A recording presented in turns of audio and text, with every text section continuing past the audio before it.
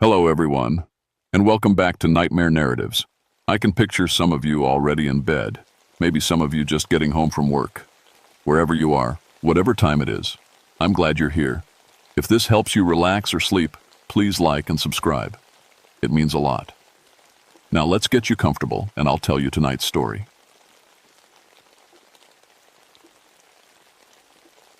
My name is Victoria Redmond, but everyone calls me Vicky. I've been a park ranger for 11 years now, and I thought I'd seen everything the wilderness could throw at me. Bears, lost hikers, illegal hunters, drug labs hidden in caves, you name it. But nothing prepared me for what happened in March of 1982, deep in the Jefferson National Forest.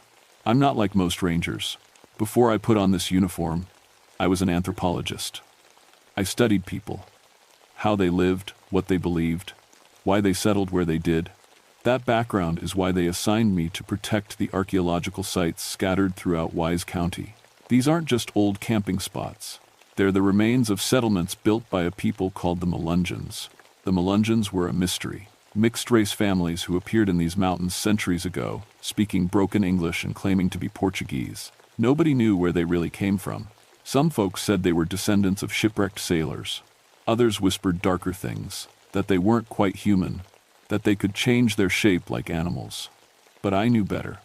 Those were just racist stories, the kind of tales people tell when they're afraid of what they don't understand. That Tuesday morning started like any other. The snow was melting, turning the mountain trails into muddy streams. I was driving my Jeep up a logging road toward Newman's Ridge when I got the radio call. Ranger Redmond, this is dispatch. We've got a vandalism report at the Collins site. The Collins site was one of our most important protected areas. Archaeologists had found the foundation stones of what might have been the original Melungeon settlement. Federal law protected it, which meant hefty fines for anyone who messed with it. On my way, I radioed back, already dreading what I'd find. Usually it was just beer cans and graffiti. Sometimes hunters would dig fire pits in the wrong spots. But when I reached the site, my stomach dropped. This wasn't random vandalism. Someone had dug up 3 graves. The earth was scattered everywhere, old bones gleaming white in the weak sunlight. But something was wrong with the holes. They weren't dug from the top down like you'd expect from grave robbers. The dirt was pushed outward from the bottom, like something had burst up from underneath. I pulled out my camera and started documenting everything, trying to make sense of what I was seeing. My hands shook as I took photos of the disturbed ground. In all my training, nobody had ever mentioned graves being opened from the inside. That's when I noticed the tracks. Leading away from the graves were footprints, human footprints, bare feet in the mud. But after about 20 yards, the human prints just stopped. In their place were paw prints. Big ones, like from a wolf, but wolves had been extinct in Virginia for decades.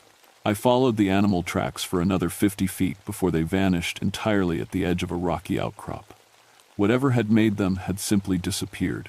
My radio crackled. Ranger Redmond, what's your status? I looked back at the ruined graves, then at the impossible trail leading away from them. A cold wind blew down from the ridge, carrying a smell I couldn't identify, something wild and old and wrong. Dispatch, I said, trying to keep my voice steady. I'm going to need backup. And maybe you should call Professor Mullins. We're going to need someone who knows the local history. As I waited for help to arrive, I couldn't shake the feeling that I was being watched. Every time I turned around, I caught glimpses of movement in the trees, pale shapes that vanished the moment I tried to focus on them. The temperature was dropping fast, even though the weather report had called for a warm day. My breath came out in white puffs, and ice began forming on the puddles around the graves. Something was very wrong on Newman's Ridge, and I was about to learn that some old stories weren't stories at all. Professor James Mullins arrived an hour later, his old pickup truck struggling up the muddy logging road. At 73, he was one of the few people who still remembered the old Melungeon families before they scattered or died out. His grandmother had been one of them, which made him our best source for understanding their culture. "Lord, have mercy," he whispered when he saw the graves. His weathered face went pale. "This ain't good, Vicky. This ain't good at all." "What do you mean?" I asked, helping him step carefully around the disturbed earth. "My grandmama used to tell stories," he said slowly. "About the old ones, the moon-eyed people," she called them. said they were the first Melungeons, before the others came. She said they weren't quite normal. I'd heard about the Moon-Eyed People before. Cherokee legends described them as pale, strange beings who lived in caves and only came out at night. Most scholars thought they were just stories about early European settlers. Professor, with respect, we're dealing with vandals here, not fairy tales. He knelt beside one of the opened graves, studying the way the dirt was scattered. Then how do you explain this? Look at it, Vicky. Something broke out of these graves from below. And these bones. He picked up a fragment and held it to the light. This skull's been underground for at least 200 years. But look at this. He pointed to deep scratch marks on the bone. Fresh scratch marks. Whatever was in here, he said quietly, it woke up. That's when my equipment started acting up. My camera, which had been working fine all morning, began showing strange images on the screen. Instead of the photos I'd taken, it displayed pictures of the forest at night. Pictures I'd never taken. In the background of each image, pale figures stood between the trees, watching. That's impossible, I muttered, checking the camera's memory card. According to the device, the photos had been taken at 3:17 a.m. that morning. But I'd been asleep at the ranger station at 3:17 a.m. My radio started picking up voices, even though it was set to our usual frequency. Whispered conversations in a language I didn't recognize. When I tried to respond, the voices stopped. We need to leave, Professor Mullins said suddenly. Right now. We can't leave a crime scene. Look around you, girl. I did look around, and my blood went cold. The forest had gone completely silent. No bird calls, no insect noise, nothing. Even the wind had stopped. But we weren't alone. Standing at the edge of the clearing were 3 people. A man, a woman, and a child. All dressed in old-fashioned clothes. Their skin was paper white, almost translucent. But it was their eyes that made me take a step backward. Completely black eyes, like looking into deep wells. Can we help you? I called out, trying to sound official and in control. The 3 figures didn't respond. They just stared at us with those terrible black eyes. Then the child smiled, revealing teeth that were too sharp and too white. We're looking for our family, the child said in a voice that sounded like autumn leaves scraping on stone. We've been sleeping for such a long time, but now we're awake and we want to go home. The woman nodded toward the opened graves. Thank you for letting us out. We didn't, I started to say. But Professor Mullins grabbed my arm. Don't talk to them, he whispered urgently. My grandmama said never to talk to the Moon-Eyed People. They can steal your voice, steal your face. As if responding to his words, the man stepped forward. His features began to shift and change like melting wax. His nose became longer, his jawline sharper. His white skin darkened to a healthy tan. Within seconds, he looked exactly like Professor Mullins, except for the black eyes. Don't be afraid, the creature said in Professor Mullins' voice. We just want to come home. I grabbed the professor's hand and pulled him toward my jeep. Run. We crashed through the underbrush, branches tearing at our clothes. Behind us, I heard something that might have been laughter. If laughter could sound like breaking glass. When we reached my vehicle, I fumbled with the keys, my hands shaking so badly I could barely get them in the ignition. The engine turned over just as something pale and fast streaked past my window. I gunned it, spinning tires in the mud as we raced down the mountain. In my rearview mirror, I saw 3 figures standing in the road behind us. As I watched, they began to change, their human shapes dissolving into something else entirely, something with 4 legs and pale fur. What were those things? I gasped. Professor Mullins was crying, tears streaming down his weathered cheeks. The old ones, he whispered. They're back. God help us all, they're back. That night, I tried calling the county sheriff's office to report what we'd seen. But when I described the 3 pale figures, Deputy Compton just laughed. Sounds like you've been reading too many ghost stories. Ranger Redmond. Probably just some folks playing dress-up. We get that sometimes near the old settlements. Tourists love that spooky stuff. But I knew what I'd seen. And when I checked my camera again that night, all the photos from the crime scene were gone. Every single one. In their place were dozens of images taken throughout the day, showing me and Professor Mullins from impossible angles. Pictures taken from above, as if something had been flying overhead, watching us the entire time. Something was hunting in Jefferson National Forest. something that had been sleeping in those old graves for generations. And now it was awake. Over the next 3 days, everything went to hell. It started with Dr. Robert Hensley, the archaeology professor from Virginia Tech, who'd been documenting Melungeon sites for the state. He was supposed to meet me at the Collins site on Thursday morning to examine the grave disturbances. When he didn't show up, I called his hotel. Dr. Hensley checked out yesterday, the desk clerk told me. Said he had a family emergency. That was strange. Dr. Hensley was dedicated to his work. Obsessed, really. He told me just last week that this project was the most important thing in his life. It wasn't like him to abandon a site in the middle of an investigation. But then he called me that afternoon. "Vicky, sorry about this morning," he said, though his voice sounded odd, flatter than usual. "I had to drive back to Blacksburg. Personal matters. Is everything okay? You sound different. Just tired." "Listen, I've been thinking about those graves. I think you're right. It's probably just vandalism. Kids, maybe. No need to involve the State Archaeological Board." I nearly dropped the phone. 3 days ago, Dr. Hensley had been furious about the grave disturbances, talking about federal investigations and prosecuting whoever was responsible to the full extent of the law. Now he wanted to drop it entirely? "Dr. Hensley, are you sure you're feeling all right?" "Never better. In fact, I feel like a completely different person." The line went dead. That evening, I decided to patrol the Collins site on foot. If vandals were coming back, I wanted to catch them in the act. I parked my Jeep at the bottom of the ridge and hiked up through the darkening forest, flashlight in one hand, radio in the other.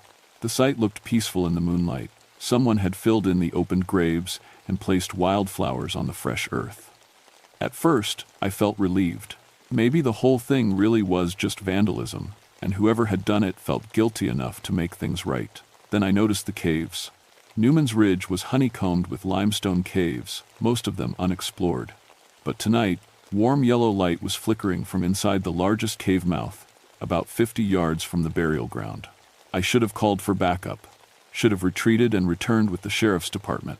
Instead, I crept closer, drawn by curiosity and the stubborn need to understand what was happening on my mountain. The cave entrance was larger than I'd remembered, big enough for several people to walk through side by side. The light was coming from deep inside, and I could smell something cooking. Meat, but not quite like any meat I'd ever smelled before. I clicked on my flashlight and stepped into the cave. The passage opened up into a vast underground chamber. Dozens of smaller caves branched off in all directions, like the spokes of a wheel. In the center of the main cavern, a fire burned in a ring of stones. Around the fire sat 7 people, all with that same pale skin and black eyes I'd seen at the graves. They were eating. I bit back a scream when I realized what they were eating. The remains were too far away to identify clearly, but I could see hiking boots, a backpack, a North Face jacket that looked very familiar. The Ashworth couple. Tom and Mary Ashworth had been reported missing 3 days ago after failing to return from a day hike. The search teams had been looking for them all week. One of the pale figures looked up and saw me standing in the cave entrance. It was the child from the forest, though something was different about its face now. Its features kept shifting slightly, like I was looking at it through moving water. "Ranger Redmond," it said in a voice that sounded exactly like mine. "We've been waiting for you." I turned to run, but the cave entrance was blocked. A tall man stood there, smiling with my own face. Down to the last detail, my brown hair, my green eyes, even the small scar on my chin from a childhood accident. The only difference was that his eyes were completely black. "Don't be afraid," my doppelganger said. "We just want to talk." More figures emerged from the side passages. I counted at least a dozen, all with different faces but the same pale skin and black eyes. Some looked like people I recognized, hikers who'd gone missing over the years, local residents I hadn't seen in a while. "What are you?" I whispered. The child answered, its voice cycling through different people as it spoke. A man's voice, then a woman's, then an elderly person's, all layered together like a twisted chorus. "We are the first people of these mountains. Your kind calls us Melungeons, but that's not what we are. We are what came before. What your ancestors found when they climbed up from the valleys. We've been sleeping," added another figure, this one wearing the face of a Park Service employee I knew had transferred to another forest last year. "Sleeping and dreaming of home." But the world changed while we slept. Our sacred places were fenced off. Our caves were mapped and marked for tourists. So we decided to wake up, said my doppelganger, and we decided to come home. I backed against the cave wall, feeling the cold stone through my jacket. The missing hikers, the Ashworths. What did you do to them? The child smiled with sharp white teeth. We borrowed their faces, their voices, their memories. It's so much easier to move through your world when we look like you. But we're tired of hiding in caves, said another creature. Tired of hunting in secret. This mountain belongs to us. It always has. My radio crackled to life. Ranger Redmond, this is dispatch. What's your status? The creature wearing my face tilted its head, listening. Then it spoke into the darkness. Dispatch, this is Ranger Redmond. All clear on Newman's Ridge, just completing evening patrol. The voice coming from its mouth was perfect. Exactly my voice, my tone, even my habit of saying all clear at the end of routine reports. Copy that, Ranger Redmond. Have a safe night. I opened my mouth to scream into my radio, to tell dispatch what was really happening. But no sound came out. My voice was gone. The child laughed. We told you we could steal voices. We can steal so much more. That's when I noticed the piles of clothes scattered around the cave. Dozens of outfits from different time periods. Some looked like they were from the 1800s. Others were more recent, including Dr. Hensley's tweed jacket and the Ashworth's hiking gear. These things had been killing people and taking their identities for generations. And now they had their sights set on the modern world. The creature with my face stepped closer. You're going to help us, Ranger Redmond. You're going to give us access to your world, your towns, your cities, and in return, we'll let you keep your life. I shook my head frantically, trying to back away. Oh, you don't have a choice, it said sweetly. Because tomorrow morning, Ranger Victoria Redmond is going to report to work as usual. She's going to tell everyone that the vandalism case is closed and there's nothing to worry about on Newman's Ridge. The thing wearing my face leaned closer, and I could smell its breath like old earth and decay. The only question, it whispered, is whether the real Victoria Redmond will still be alive to see it happen. They kept me in a side cave for the rest of the night, bound with ropes that felt too strong to be made by human hands. Every few hours, one of them would come check on me, wearing a different face each time. A Forest Service supervisor from Tennessee, a local sheriff's deputy. Even my own mother, though she'd been dead for 10 years. Stop it, I croaked, my voice barely a whisper. They'd given it back to me, but just enough to speak. We're just practicing, said the thing with my mother's face and those horrible black eyes. We want to get it right when we visit your friends and family. We wouldn't want to disappoint them. By morning, I could hear them moving around in the main cavern, getting ready. They'd chosen 3 forms to start with: my face, Dr. Hensley's, and Deputy Compton from the sheriff's office. A perfect little invasion force to infiltrate law enforcement and park services. But they'd made one mistake.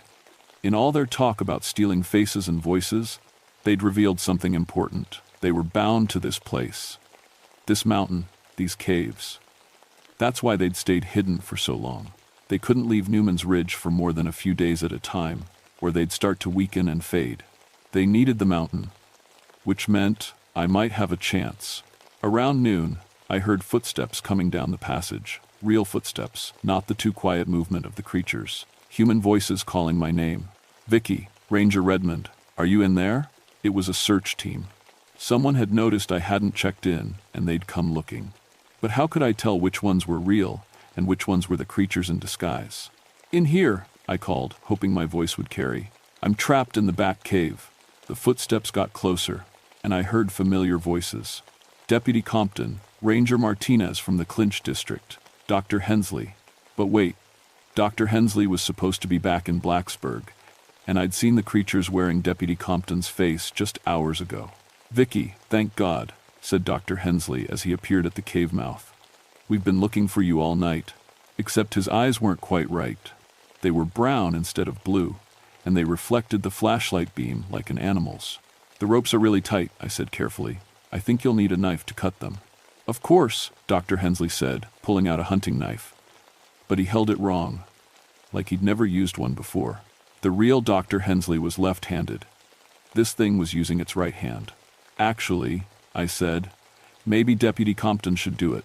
She's had more experience with this kind of thing. The creature wearing Dr. Hensley's face hesitated, looking confused. In that moment of uncertainty, I rolled away from the cave wall and kicked out hard with both legs, catching it in the knees. It went down hard, and its appearance flickered like a TV with bad reception. For just a second, I saw its true form: pale skin, black eyes, and teeth that were far too sharp. "Not human!" I screamed as loud as I could. "They're not human!" The cavern erupted into chaos. I heard gunshots, shouting, the sounds of a fight.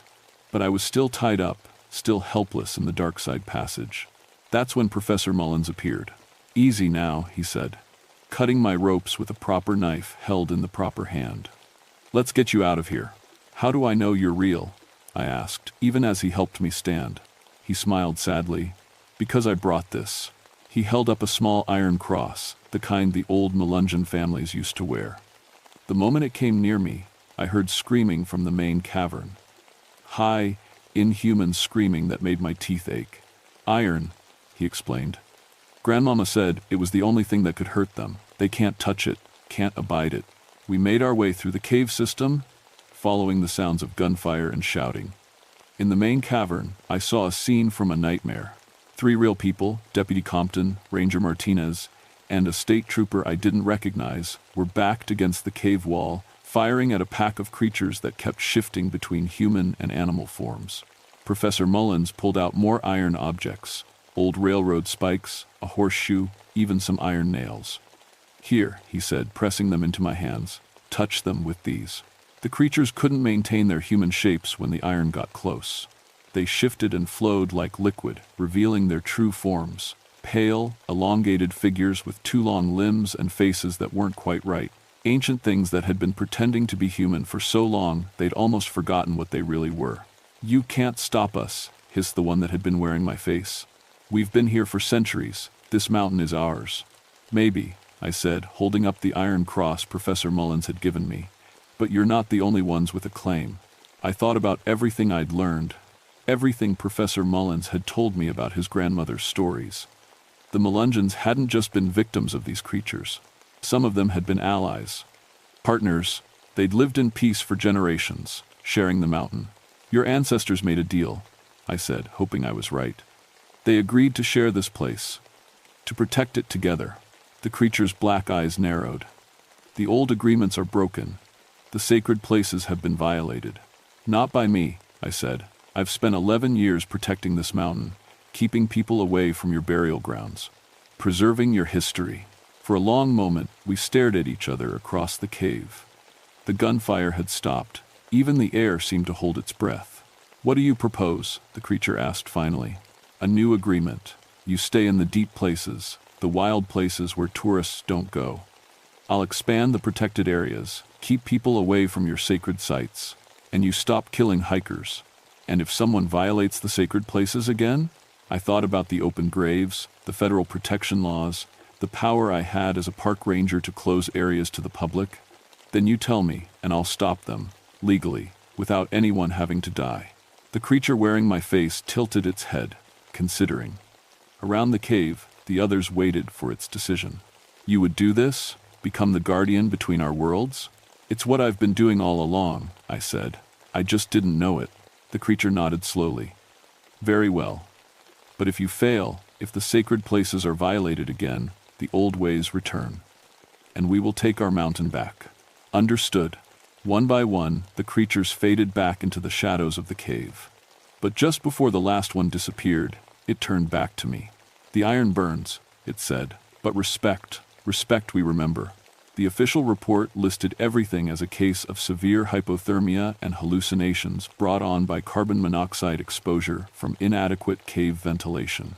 The missing hikers were found 2 days later, alive but confused, wandering near the Tennessee border with no memory of the past week. Dr. Hensley returned from his family emergency, acting perfectly normal, though he couldn't explain why he'd suddenly decided to leave the dig site. Nobody questioned it too hard. People want simple explanations for strange events, especially when the alternative is admitting that things exist in this world that don't belong in textbooks. I got a promotion 6 months later. supervisor of cultural resource protection for the entire Jefferson National Forest. My first act was to expand the protected area around Newman's Ridge by 3,000 acres, citing unique archaeological significance and sensitive environmental conditions. The cave systems were declared off-limits to the public. Too dangerous, we said. Unstable rock formations and toxic gas pockets. The state backed us up after I submitted a very detailed report about potential liability issues. Professor Mullins became my unofficial consultant on cultural sensitivity issues related to Melungeon sites.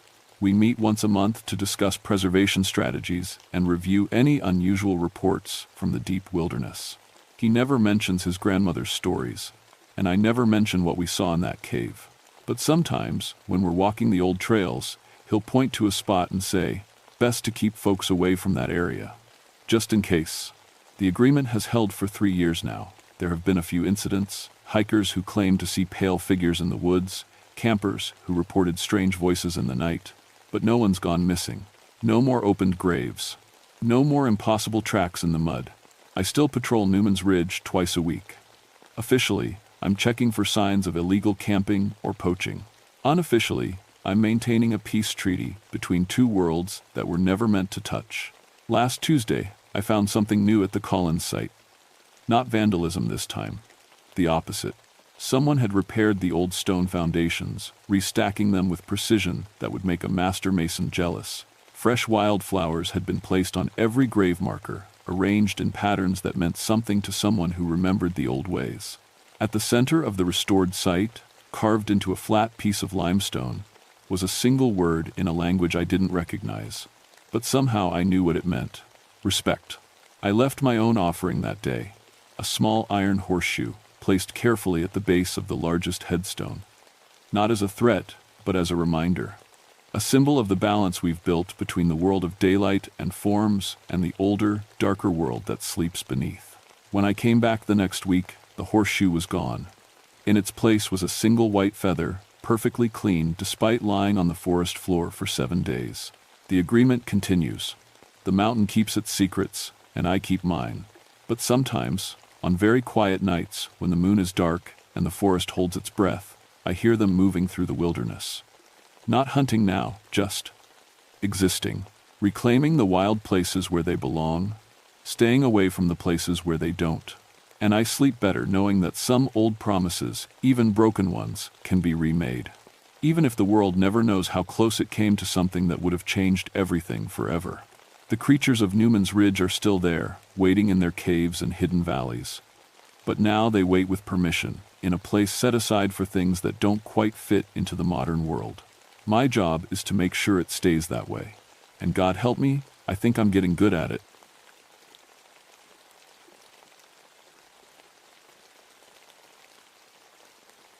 My name is Isaiah Blackstone, and I've been a park ranger at Land Between the Lakes for 16 years. In that time, I've seen just about everything: tourists getting lost, kids breaking bones on trails, even a few meth labs hidden deep in the woods.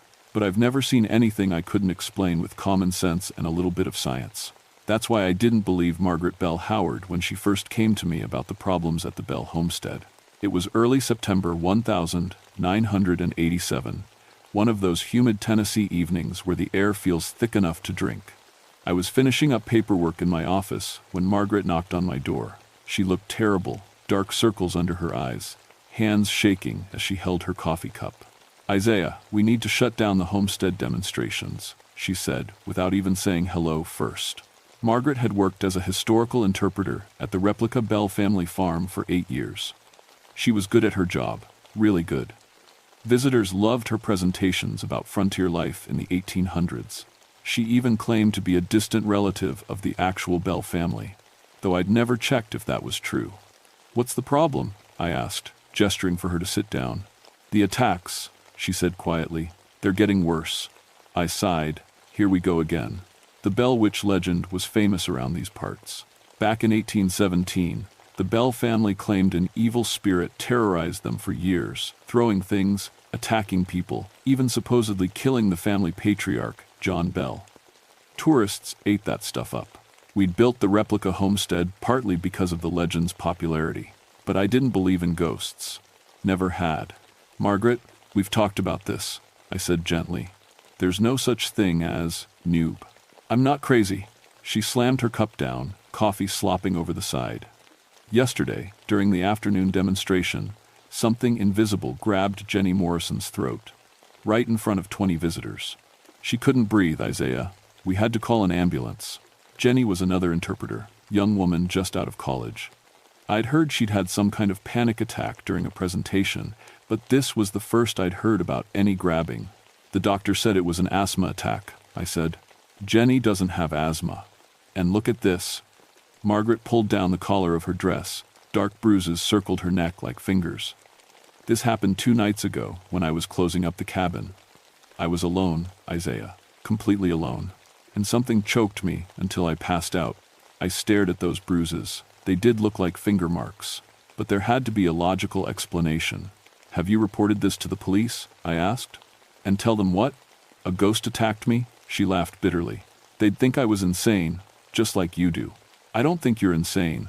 I think something's going on, and we need to figure out what it really is. I stood up.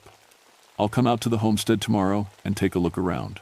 Maybe we've got a wildlife problem, or someone's been sneaking onto the property. Margaret looked at me like I was the crazy one. It's not an animal, Isaiah. And it's not a person. It's her, Kate Batts, the Bell Witch.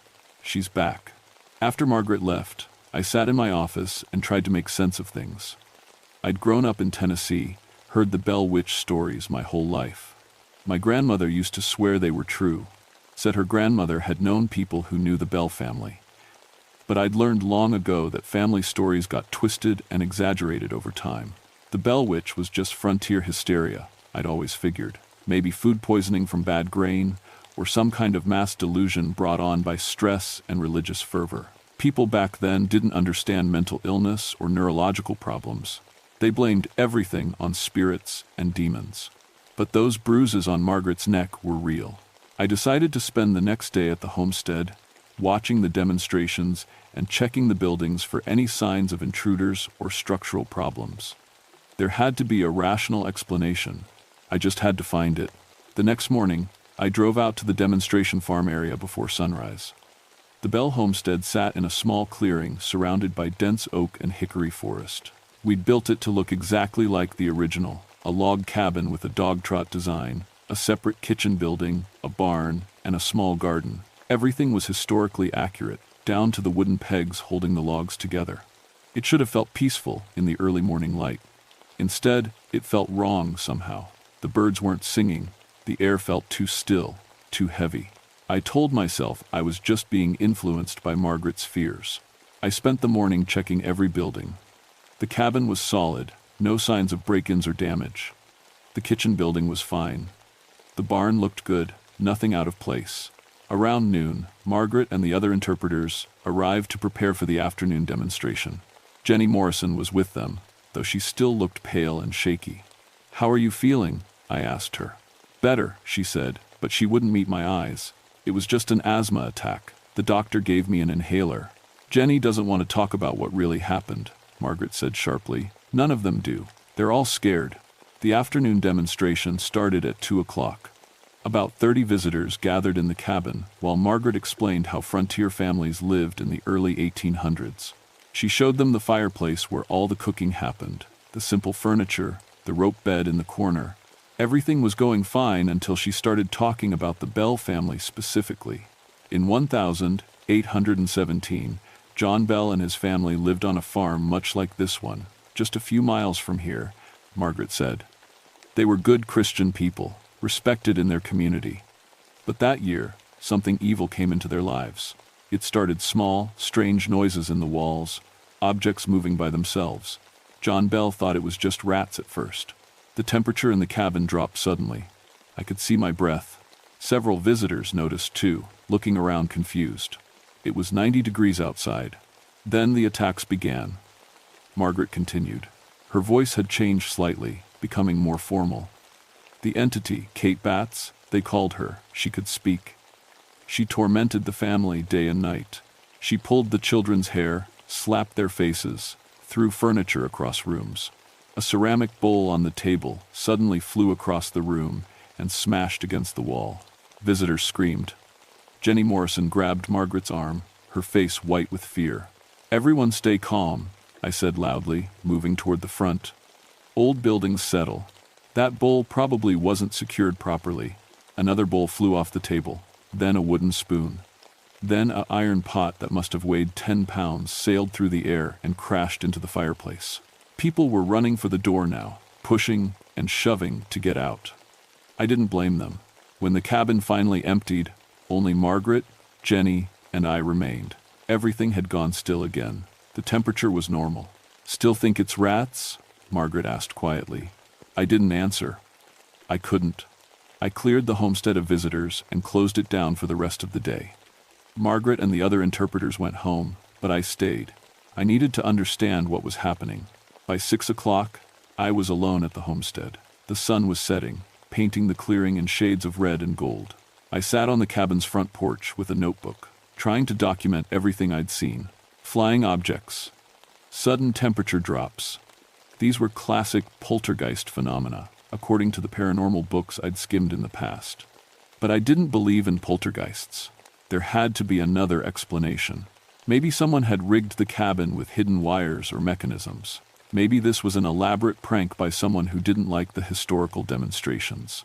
I decided to search the cabin again, more thoroughly this time. Inside, the light was fading fast. I turned on my flashlight and started examining the walls, looking for hidden strings or wires. Nothing. The floor was solid, no trapdoors or hidden compartments. The furniture was all period-appropriate and handmade, nothing modified or motorized. I was checking the fireplace when I heard it.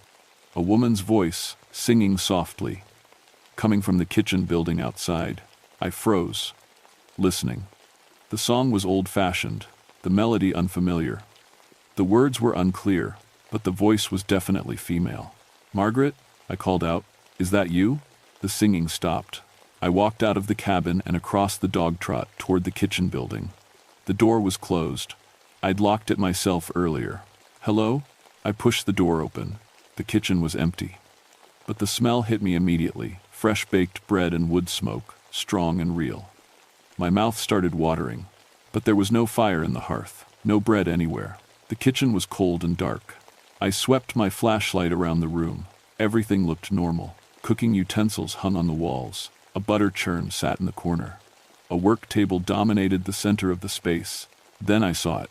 On the work table, someone had arranged a collection of small objects: a wooden spoon, a thimble, 3 corn kernels, a piece of string, and a small black stone. They were laid out in a very specific pattern, like a symbol or message.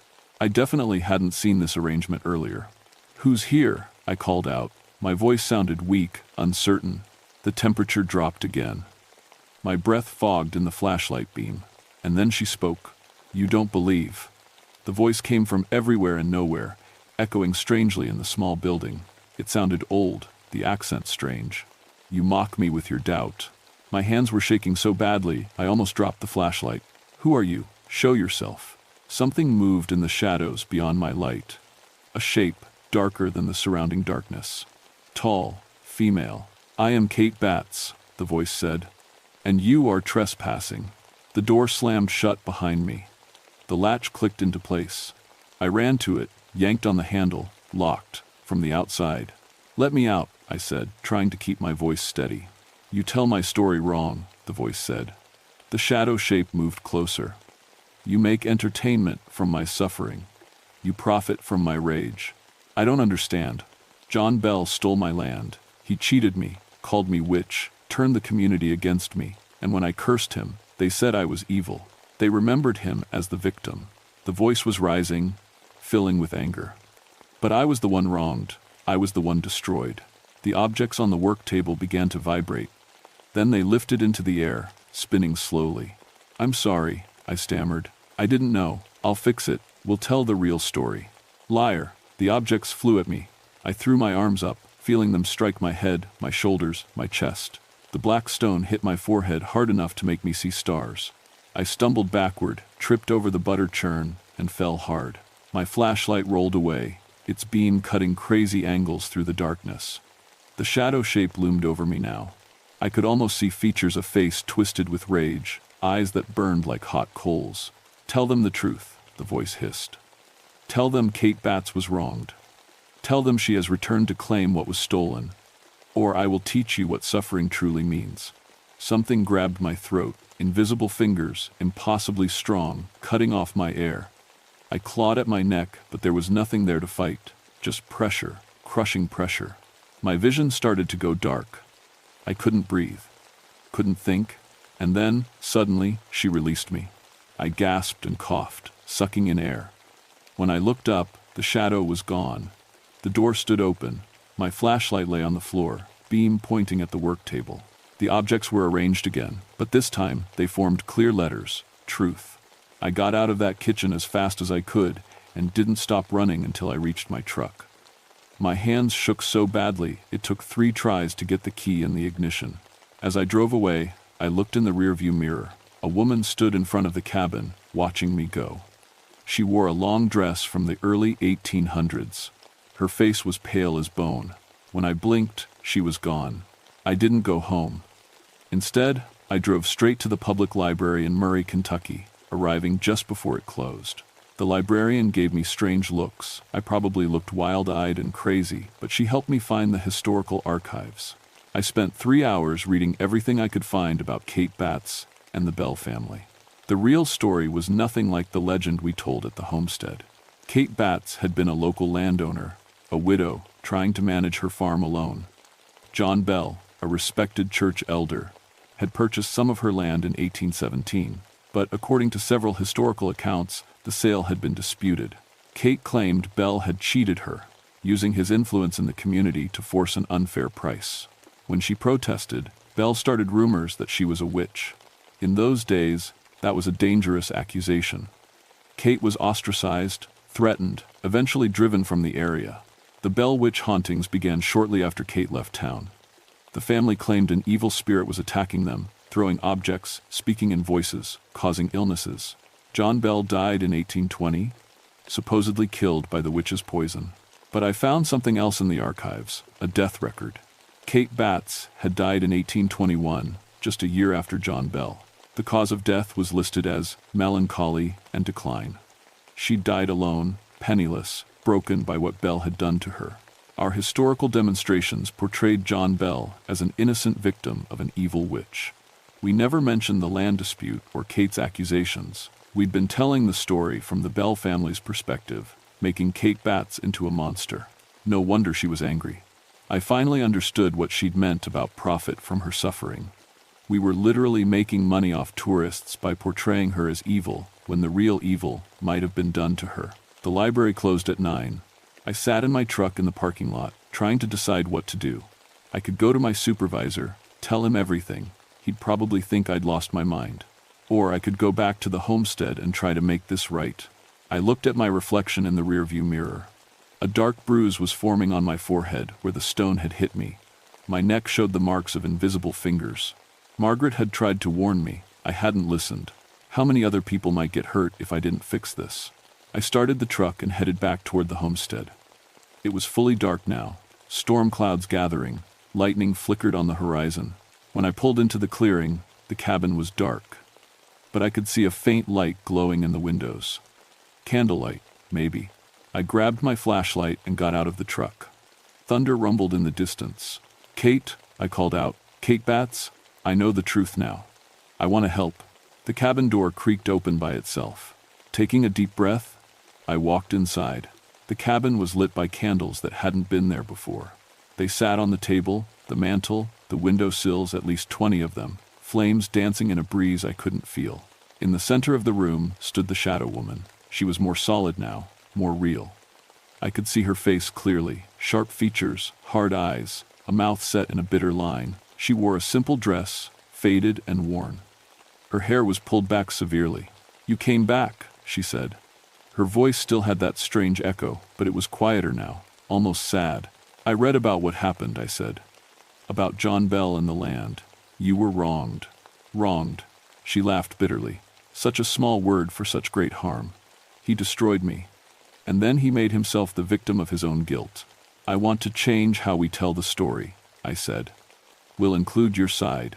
We'll tell visitors about the land dispute, about how the community treated you."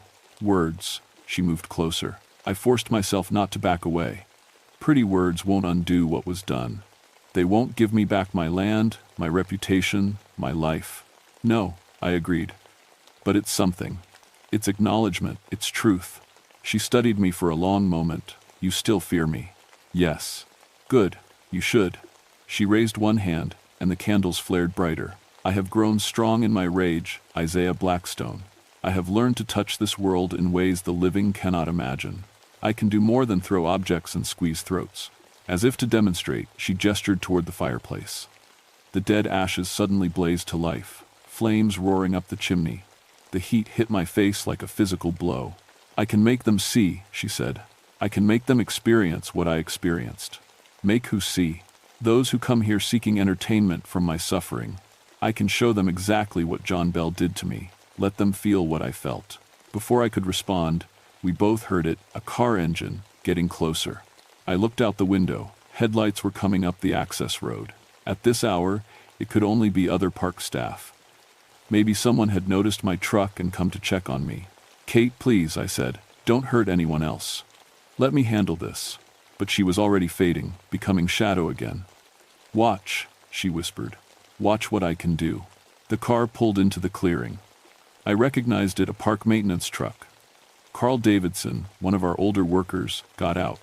He was holding a toolbox. I ran out of the cabin. Carl, what are you doing here? He looked startled to see me. Got a call about a broken door latch in the kitchen building. Figured I'd fix it tonight so it's ready for tomorrow. He squinted at me. You okay? You look rough. Carl, you need to leave. Now. I'm just gonna fix this latch real quick. He walked past me toward the kitchen building. I grabbed his arm, but he shook me off. Isaiah, what's gotten into you? The kitchen door opened before Carl reached it. He paused, then shrugged, and went inside. I ran after him. Carl, please.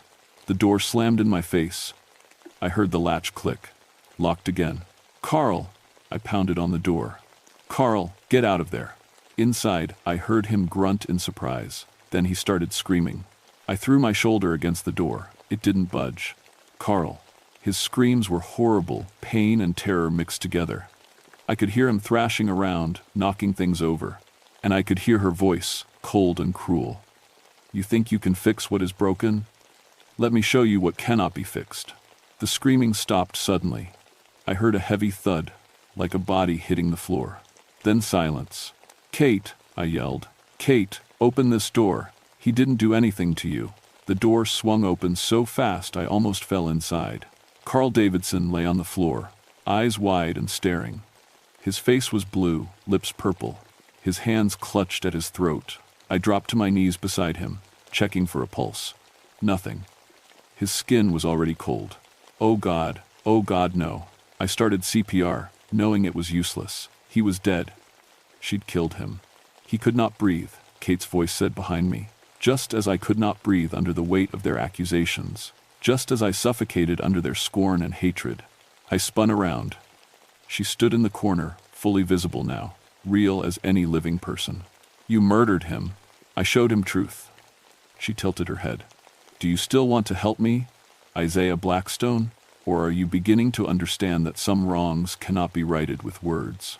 I looked down at Carl's body.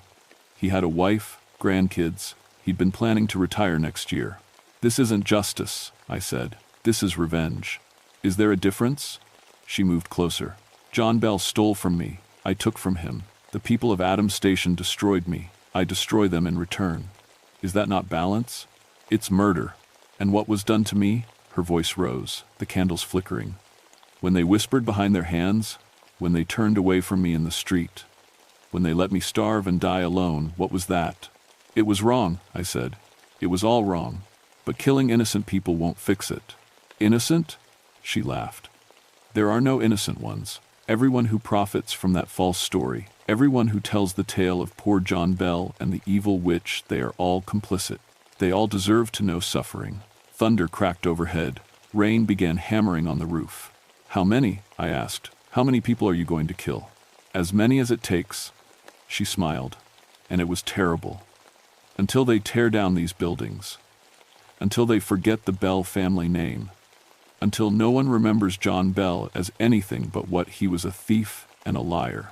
She began to fade again, dissolving into shadow. You have until sunrise to decide, Isaiah Blackstone. Help me get my justice, or I will take it myself. Starting with your precious Margaret Bell Howard, a Bell descendant. Oh yes, her blood will taste sweet. Then, she was gone. I sat there next to Carl's body, rain pounding outside, and realized I was in way over my head. I needed help, real help. I pulled out my radio.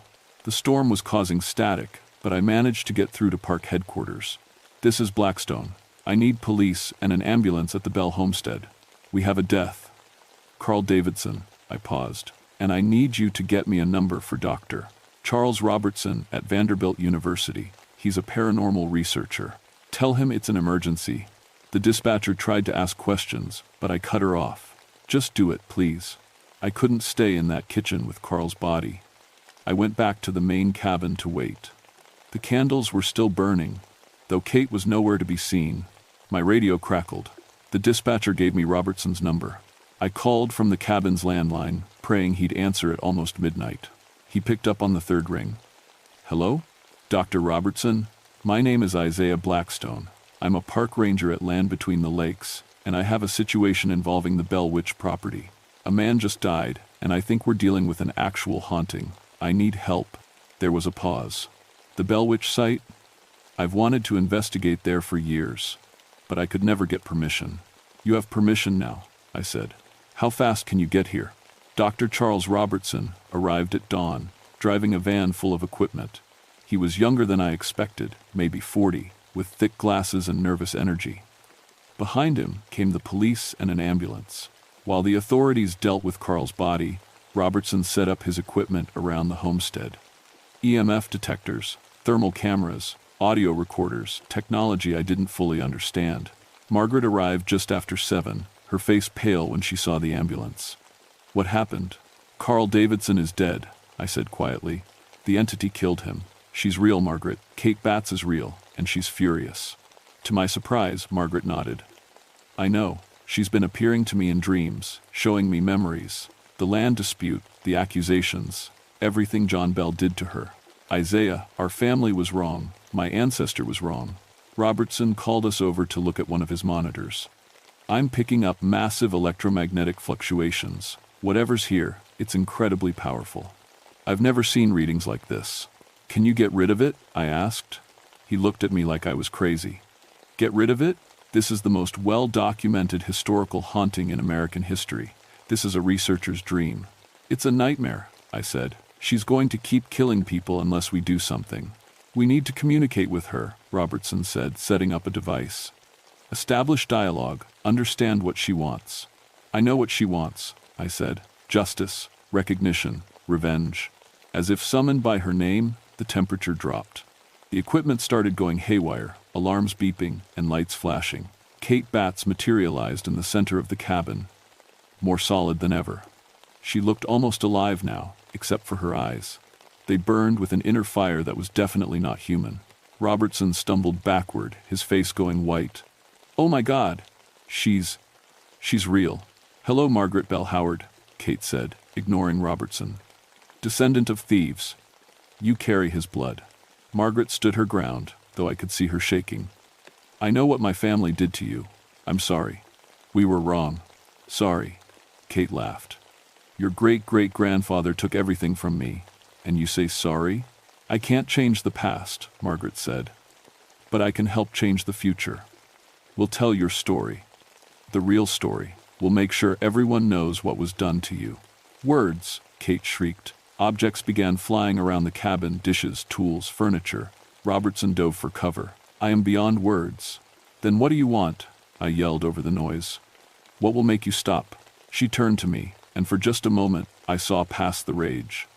Underneath was pain, deep and unhealing, loneliness, grief. I want to be remembered as I was, she said quietly. The flying objects stopped, frozen in midair. Not as a monster, not as the villain in their story. I want someone to speak my name with respect. I want my grave marked. I want... Her voice broke. I want to rest. Margaret stepped forward. Where are you buried, Kate? I don't know. The objects clattered to the floor. I died alone. They buried me in an unmarked grave, in unconsecrated ground. Even in death, they denied me. Robertson was checking his equipment frantically. The readings are off the charts. She's pulling massive amounts of energy from somewhere. A new voice spoke from the doorway. Actually, I think I know where she's buried. We all turned. An elderly woman stood there, leaning on a cane. I recognized her, Mrs. Emery, a local historian in her 80s. I saw the police cars, she said, walking slowly into the cabin. She showed no fear of Kate's presence. Figured it was time to share what my grandmother told me. Who are you? Kate demanded. Sarah Emery. My grandmother was Lucinda Parker. She was your friend, Kate Batts. One of the only ones who stood by you. Kate's form flickered. Lucinda? After you died, Lucinda marked your grave in secret. She couldn't give you a headstone, but she planted a white oak tree. 3 white oaks in a triangle, with your grave at the center. Mrs. Emery pulled out a folded, yellowed paper. She drew a map. My grandmother gave it to me before she died, made me promise to share it when the time was right. She handed the map to Margaret. It's about 2 miles from here, on what used to be your property, Kate. Kate was changing. The rage was draining out of her, replaced by something else. Hope? Relief? Lucinda remembered me? She whispered. She never forgot you, Mrs. Emery said. She knew you weren't a witch. She knew the truth. She just couldn't speak it out loud back then. But she remembered. Kate looked at each of us in turn. When her eyes met mine, they were no longer burning. They looked almost human. If I show you my resting place, she said slowly, will you mark it? Will you tell my true story? Yes, Margaret said immediately. I swear it. I'll make sure, I added. Official park recognition. A memorial. The whole truth. Robertson was nodding frantically. I'll document everything. Academic papers, historical journals. The real story will be known. Kate Batts closed her eyes. When she opened them again, she looked tired. So tired. Then follow me, she said. One last time, follow me. She walked out of the cabin, and we followed her into the morning light. The police and EMTs stared as we passed, but no one tried to stop us. Kate led us into the forest, her form flickering between solid and transparent. We walked for almost an hour, following deer trails and creek beds. Mrs. Emery struggled to keep up, but she refused to turn back. Finally, we came to a small clearing. 3 massive white oak trees stood in a triangle, exactly as Mrs. Emery had described. They must have been over 150 years old. Here, Kate said, I rest here. She stepped into the center of the triangle and looked up at the sky. Dawn light filtered through the leaves, painting everything gold. Thank you, she whispered, for hearing me, for believing. And then she simply faded away, like morning mist in the sun. Robertson's equipment suddenly went quiet. All the alarms stopped. The readings returned to normal. She's gone, he said wonderingly. The electromagnetic signature just disappeared. Margaret was crying softly. Mrs. Emery put a hand on her shoulder. We'll build a proper memorial here, I said, with her real story. No more Bell Witch legend. Just the truth about Kate Batts and what was done to her. And about Lucinda Parker, Mrs. Emery added, the friend who remembered. We stood there in the clearing for a long time, the sun rising higher, the trees whispering overhead. Later, the official report would say that Carl Davidson died of a heart attack. No one would believe the real story anyway. But we knew, and we would make sure others knew too, in time. The truth always finds a way to surface, even if it takes 170 years. The Bell homestead reopened 3 months later, with significant changes to the historical interpretation program. We built a memorial at Kate Batts's gravesite, a simple stone marker with her name, her dates, and the inscription, wronged in life, remembered in truth. Below that, another stone, honored Lucinda Parker, the friend who did not forget. Margaret completely rewrote the historical presentations. Now visitors learned about land disputes in frontier Tennessee, about how accusations of witchcraft were used to silence women who challenged powerful men, about the real Kate Batts and the injustice done to her. The Bell family story was still told, but in context. John Bell wasn't portrayed as an innocent victim anymore. History, I learned, is complicated. Dr. Robertson published his findings in 3 academic journals. The Bell Witch case became a study in how folklore can preserve trauma across generations, how unresolved injustice can echo through time. As for me, I never saw Kate Batts again. But sometimes, walking past the homestead at dusk, I catch the scent of wood smoke and fresh bread. The temperature drops for just a moment, and I hear, very faintly, a woman singing. It doesn't frighten me anymore. I think she's singing because she's at peace. My supervisor wasn't happy about the changes at first. Tourists wanted the spooky Bell Witch legend, not a lecture on historical injustice. But something strange happened. The new interpretation actually drew more visitors. People were fascinated by the real story, the human story beneath the myth. And we haven't had a single incident of paranormal activity since the memorial was dedicated. I still don't know what I believe about ghosts and spirits. What I experienced that week challenged everything I thought I knew about the world. Was Kate Batts' spirit really haunting the homestead? Or was it something else? Collective guilt? Historical trauma made manifest? The land itself remembering? I'm not sure it matters. What matters is that we told the truth. We acknowledged what was done. We gave Kate Batts back her name and her story. Margaret still works at the homestead. She takes groups to the memorial site now, tells them about her ancestors' sins, and about the courage it takes to admit when your family was wrong. Visitors respect that honesty. Mrs. Emery passed away last year at 91. At her funeral, I learned she'd spent decades researching Kate Batts' life, compiling documents and oral histories. All of her research went to the park archives. We're using it to develop educational programs about women's rights in frontier America. Sometimes tourists still ask about the Bell Witch, expecting scary stories.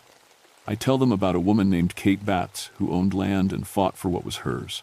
I tell them about power and injustice, about how easy it is to demonize people who threaten our comfort. I tell them that the scariest things aren't ghosts, they're the harm we do to each other, and the lies we tell to justify it. And then I take them to the memorial in the forest, where 3 oak trees stand guard over a grave that's no longer forgotten. The land remembers, the trees remember, and now, thanks to Kate Batts, we remember too. That's my legacy from the Bell Witch. Not terror, but truth. Not a ghost story, but a lesson about justice delayed, and finally, in some small way, delivered. I've been a ranger for 20 years now. I've seen a lot of things in these woods, but nothing has changed me like that September week in 1987, when I learned that sometimes the dead can't rest until the living tell their truth. Kate Batts can rest now. Her story is known, her grave is marked, her friend's loyalty is honored. And on quiet evenings, when the wind moves through those 3 oak trees, I like to think she's finally singing in peace.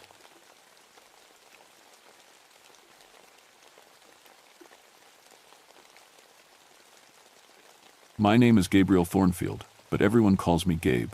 I've been a ranger at the Ohio River Islands National Wildlife Refuge for 14 years now, and I thought I'd seen everything these woods had to offer. I was wrong. It was November 1966, and the weather had turned cold and gray like it does every year before winter really sets in. The leaves were mostly gone from the trees, and you could feel that sharp bite in the air that tells you snow's coming soon.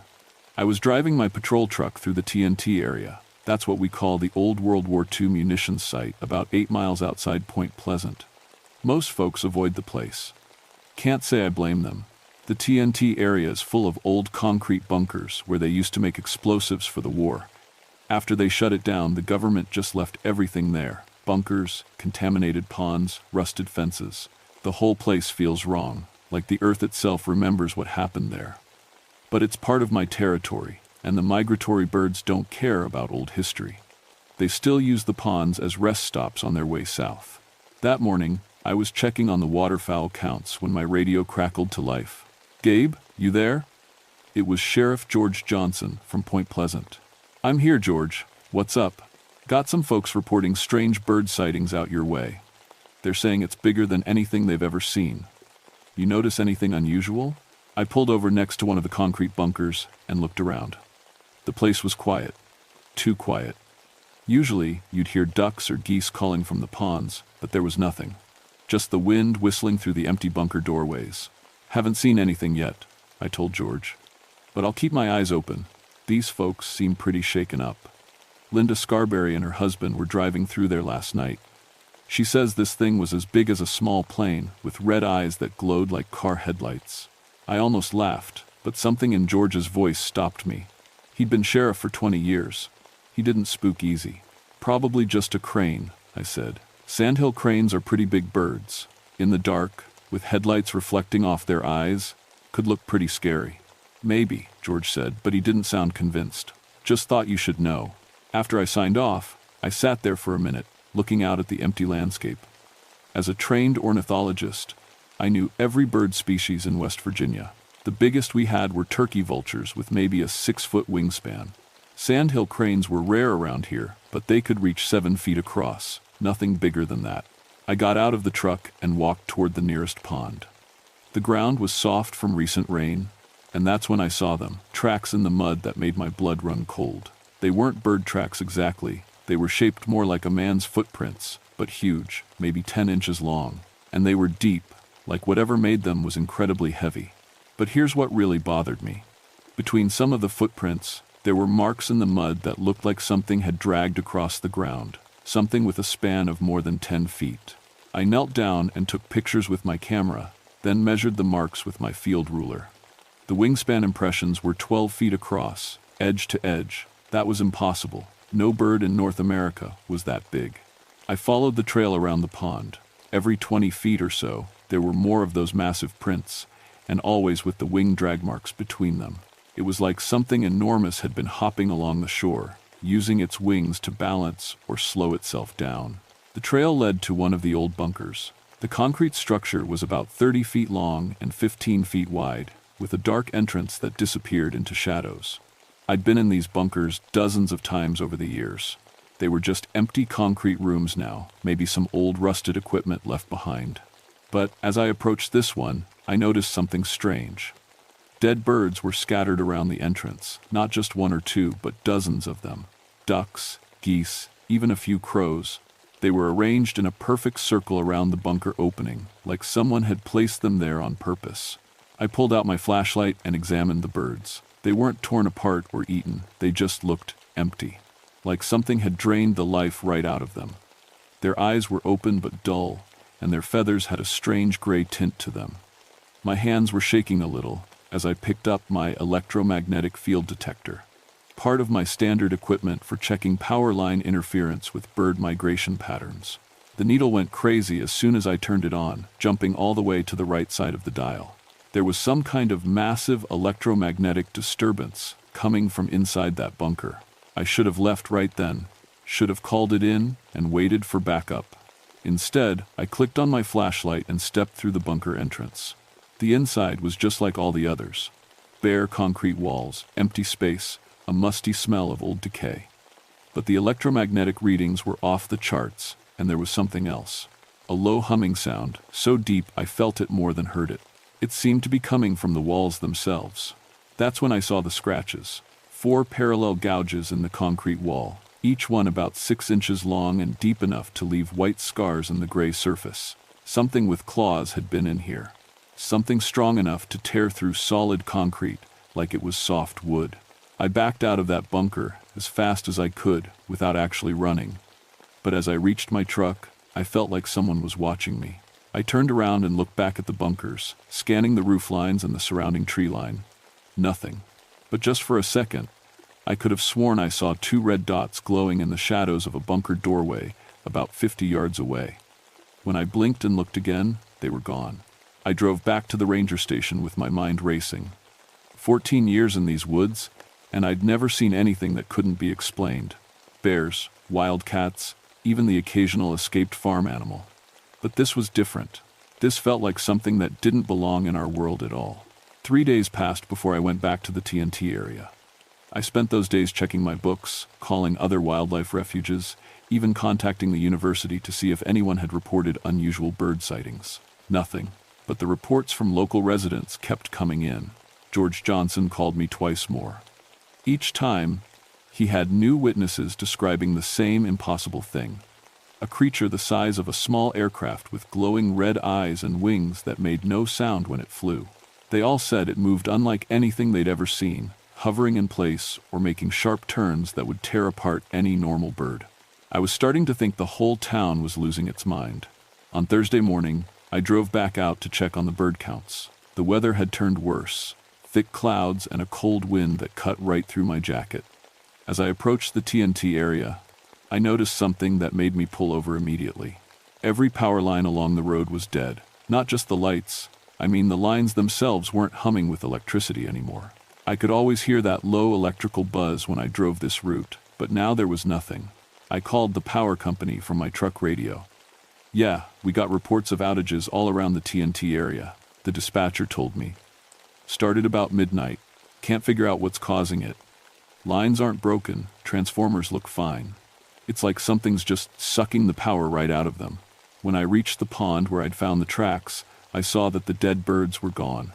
All of them, not scattered by scavengers, just completely gone, like someone had collected them during the night. But there were new tracks in the mud, and these were different. Instead of the hopping pattern I'd seen before, these tracks showed something had been walking upright. The footprints were still huge and deep, but now they were in a steady line like a person walking. And between each print, there were no wing drag marks. Whatever made these tracks had been walking on two legs, with its wings folded. I followed the new trail, and it led me away from the ponds toward the deeper part of the TNT area, where the bunkers were clustered together. The electromagnetic readings on my detector were going crazy again, but this time they seemed to be coming from multiple directions. That's when I heard it, a sound like nothing I'd ever experienced. It started low, almost below the range of human hearing, then rose into a shriek that made my teeth ache. It only lasted a few seconds, but it was loud enough to echo off the concrete bunkers and seemed to come from everywhere at once. Every instinct I had was screaming at me to get back in the truck and leave. But I was a ranger. This was my territory, and I had a job to do. I pulled out my service pistol. Not that I thought bullets would help against whatever was making that sound, but it made me feel a little better. I crept toward the cluster of bunkers, using the concrete walls for cover. My electromagnetic detector was clicking so fast now, it sounded like a Geiger counter in a radioactive zone. The air itself felt thick and charged, like right before a major thunderstorm. I peered around the corner of one bunker and saw something that made my blood freeze in my veins. There was a man standing about 30 yards away between two of the concrete structures. At least, I thought it was a man at first. He was tall, maybe 7 feet, and standing perfectly still with his back to me. He was wearing what looked like a dark coat that hung down to his ankles. "Hello?" I called out, trying to keep my voice steady. "This is a restricted area. You need to leave." The figure didn't move or acknowledge me in any way. He just stood there like a statue. Something about his stillness felt wrong, like he wasn't breathing or shifting his weight the way living things do. I moved closer, keeping my gun drawn, but pointed at the ground. "Sir, I'm a federal ranger. I need you to turn around and show me your hands." That's when the figure slowly began to turn toward me, and I realized it wasn't a man at all. The thing that faced me was roughly human-shaped, but wrong in every detail. Its skin was gray and seemed to shimmer like oil in water. Its arms were too long, hanging almost to its knees. But worst of all were its eyes, 2 burning red circles that glowed with their own light like heated coals in a forge. And behind it, rising up from its shoulders, were wings. They weren't feathered like a bird's wings. They looked more like a bat's wings, but enormous, easily 12 feet from tip to tip. The wing membranes were dark and seemed to absorb light rather than reflect it. As I watched, frozen in terror, the wings slowly spread out to their full span. The creature took a step toward me, and I could see its feet were more like talons, long, curved claws that left those deep gouges in the ground I'd been finding. When it moved, there was no sound except for a low humming that seemed to come from inside its chest. I tried to raise my gun, but my arms wouldn't obey me. It was like my whole nervous system had shut down. I could only stand there and stare as the thing moved closer. Then it opened its mouth. No sound came out, but suddenly my head was filled with images that weren't my own. I saw the silver bridge that connected Point Pleasant to Ohio, except in these visions, the bridge was falling apart, cars tumbling into the dark water below. I saw people screaming, trapped in their vehicles, as the steel structure collapsed around them. I saw the date, December 15. The images were so vivid and terrifying that I fell to my knees, clutching my head and trying to make them stop. When they finally ended, I was alone. The creature was gone. vanished as completely as if it had never been there. But the electromagnetic readings were still off the charts, and burned into the concrete where it had been standing were 4 claw marks, each one 2 feet long and glowing with residual heat. I ran back to my truck and drove straight to Point Pleasant without stopping. My hands were shaking so badly I could barely steer, and those images of the falling bridge kept flashing through my mind like a nightmare I couldn't wake up from. When I burst into Sheriff Johnson's office, he took one look at my face and poured me a cup of coffee without asking any questions. "You saw it, didn't you?" he said quietly. I nodded, not trusting my voice. "Linda Scarberry's been having nightmares since her sighting. Keeps seeing disasters that haven't happened yet. Her doctor thinks it's stress, but..." He paused. "But I'm starting to think there's something out there that doesn't want to be explained." I told him everything. The tracks, the dead birds, the creature with the glowing eyes. I told him about the visions of the bridge collapse. George listened without interrupting, his face getting more serious with each detail. "December 15, he said when I finished. "That's less than a month away." "It was just a hallucination," I said, trying to convince myself as much as him. "Some kind of electromagnetic effect on my brain. There has to be a scientific explanation." But even as I said it, I knew I didn't believe it. What I'd seen out there wasn't natural. It was something else entirely, and it was trying to tell us something important. The question was, were we smart enough to listen? Over the next 2 weeks, the sightings multiplied. It seemed like every night brought new reports of the creature with the glowing red eyes. People called it different things: the bird, the monster, the thing with wings. But George Johnson started calling it the Mothman, and somehow that name stuck. I tried to stay away from the TNT area, but it was my job to monitor the wildlife refuge, and besides, something was drawing me back. Not curiosity exactly, more like a feeling that the creature wanted me to return, like it had more to show me. The electromagnetic disturbances were getting worse too. Power outages hit Point Pleasant almost every night. Electronics would malfunction for no reason. Car radios would fill with static whenever drivers got near the TNT area. The power company sent out crew after crew, but they couldn't find anything wrong with their equipment. Then people started dying. The first was James Yoder, an electrician working on one of the power substations outside town. They found him dead next to a transformer that showed no signs of malfunction.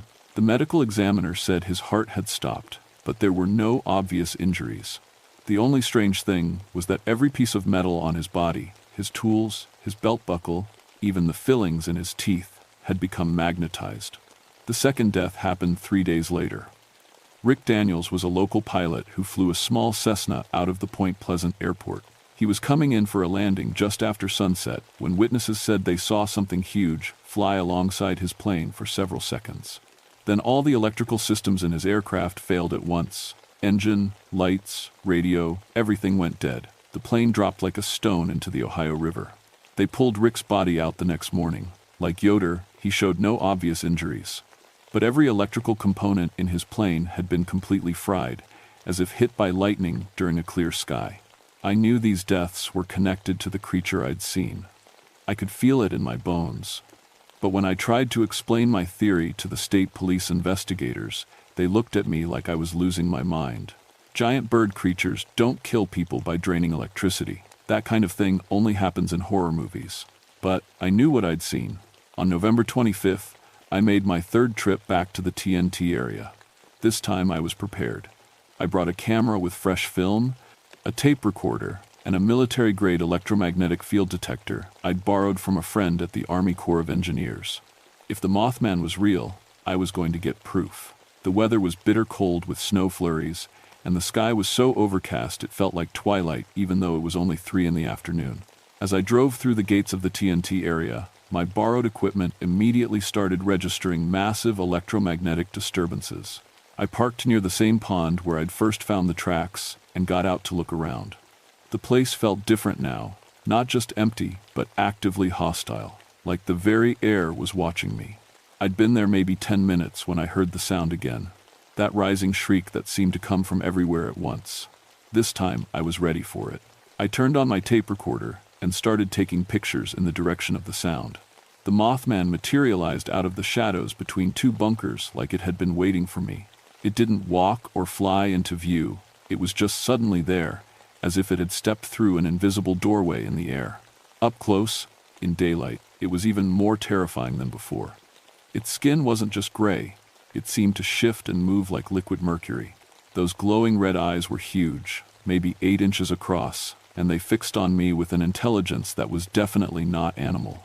When it spread its wings, the span blocked out half the sky. I raised my camera and started shooting pictures as fast as I could advance the film.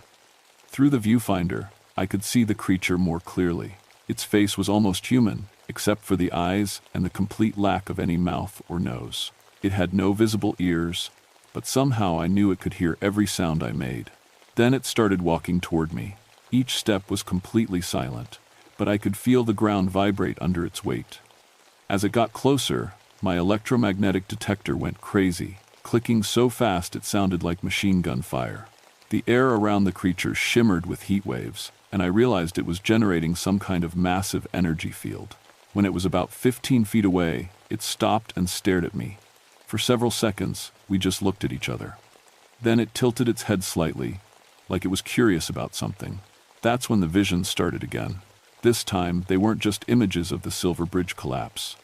I saw the creature itself, flying over Point Pleasant on December 15th. I saw it hovering above the bridge as cars crossed back and forth, oblivious to the danger. I saw it try to warn people by appearing in their headlights, but they just drove faster, thinking it was an hallucination. And then I saw the moment of collapse itself. Not the bridge falling, but the instant before, when the creature opened its wings wide and released a burst of electromagnetic energy so powerful it lit up the night sky like a second sun. It was trying to disable every car on the bridge, to stop them from crossing, to save their lives. But it was too late. The bridge was already breaking apart, and 46 people were about to die. The vision ended, and I found myself on my knees in the mud again, tears streaming down my face. The Mothman was still standing in front of me, but now its posture seemed different. Not threatening, sad. Like it was carrying a burden too heavy for any creature to bear. I struggled to my feet and tried to speak, but my throat was too tight. Finally, I managed to croak out. "You're trying to warn us, aren't you, about the bridge?" The creature's head moved slightly, not quite a nod, but close enough. "Why?" I asked. "Why do you care what happens to us?" This time, the answer came not as visions, but as a feeling that flooded through my mind. Loneliness. Endless, cosmic loneliness. The creature wasn't from our world, but somehow it had become trapped here, bound to this place by forces I couldn't understand. It could see disasters before they happened, but it couldn't prevent them. All it could do was try to warn people, and watch them die when the warnings weren't believed. It had been trying to save lives for decades, maybe centuries. Always alone, never understood, never thanked, just feared and hunted and dismissed as a monster. "I believe you," I whispered. "But I don't know if anyone else will." The Mothman looked at me for a long moment, then slowly folded its wings. Without any warning, it launched itself into the air, rising straight up like a rocket. In seconds, it was just a dark speck against the gray clouds, and then it was gone. I stood there in the falling snow, holding my camera and tape recorder, knowing that I had evidence of something the world wasn't ready to accept. But I also knew I had to try, because in 18 days, 46 people were going to die, and I was the only one who knew it was coming. The next 2 weeks were the worst of my life. I tried everything I could think of to convince someone, anyone, that the Silver Bridge was in danger. I brought my photographs to the sheriff, but they came out blurred and overexposed, showing nothing but dark shapes that could have been anything. The tape recording was just static and electromagnetic interference. I called the bridge authority and tried to explain that I'd received credible information about a structural problem, but I couldn't tell them my source was a winged creature from another dimension. They said they'd look into it, but I could tell from their tone that they thought I was just another small-town crank. I even drove to the bridge myself and spent hours examining it from below, looking for cracks or signs of metal fatigue. But I wasn't an engineer. To my untrained eye, the massive steel structure looked as solid as the day it was built. Meanwhile, the Mothman sightings continued almost every night. The creature seemed to be getting more desperate, appearing to more and more people around Point Pleasant. But instead of listening to what it might be trying to say, everyone just got more scared. Some folks stopped driving through the area after dark. Others started carrying guns, talking about hunting down the monster. On December 10th, 5 days before the date from my vision, I made one last trip out to the TNT area. I wasn't sure what I hoped to accomplish, but I felt like I had to try something. I found the Mothman waiting for me at the same pond where this all started. It was standing in the exact spot where I'd first seen the giant footprints, and for the first time, it looked tired. Its red eyes still glowed, but the light seemed dimmer somehow. Its massive wings were folded tight against its body, like it was trying to make itself smaller. I tried to warn them, I said as I got out of my truck. Nobody believes me. The creature turned its head toward me, and I felt a wave of sadness so deep it nearly knocked me over.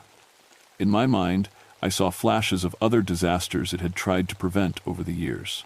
Mine collapses in the 1,940 seconds. Factory explosions in the 1,950 seconds. Car accidents, building fires, industrial accidents. Dozens of tragedies where the Mothman had appeared beforehand, trying to warn people, only to be dismissed as a hallucination or a hoax. "Why don't you just stop the bridge from collapsing yourself?" I asked. "You've got all that electromagnetic power. Can't you use it somehow?" The answer came as another flood of images and emotions. The creature could generate massive electromagnetic pulses, but they were crude tools. It could knock out power grids or disable vehicles, but it couldn't perform delicate work like repairing metal fatigue or strengthening structural supports. It was like trying to perform surgery with a sledgehammer. And there was something else, a cosmic rule or law that I couldn't quite grasp. The Mothman could see disasters coming, and it could try to warn people, but it couldn't directly interfere with the natural flow of events. If it tried to physically prevent the bridge collapse, something even worse might happen as a result. "So, what do we do?" I asked. The creature spread its wings partway and looked toward Point Pleasant. Then it did something I'd never seen before. It walked over to my truck and placed one clawed hand on the hood. The metal grew warm under its touch, and I heard the engine start even though I hadn't turned the key. The message was clear: follow me. For the next hour, the Mothman led me on a flight pattern over the entire Point Pleasant area. It moved through the air like nothing I'd ever seen. No flapping, no visible effort, just smooth, impossible flight that defied every law of physics I knew. I followed in my truck, taking back roads and shortcuts to keep up as best I could. It showed me the route between the bridge and the main population centers. It showed me the exact time, 5:04 p.m., when traffic would be heaviest on December 15th.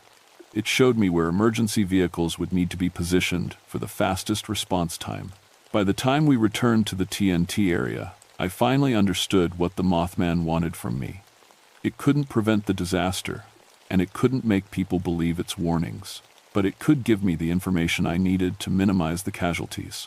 I spent December 11th through 14th preparing. I called in anonymous tips to the Point Pleasant Fire Department and the state police, giving them exact timing information about when and where they should position their emergency response teams on the 15th. I made up stories about credible threats and suspicious activities, anything to get them to take the tips seriously. I also did something that probably saved my own life. I made sure I was nowhere near the Silver Bridge on the evening of December 15th.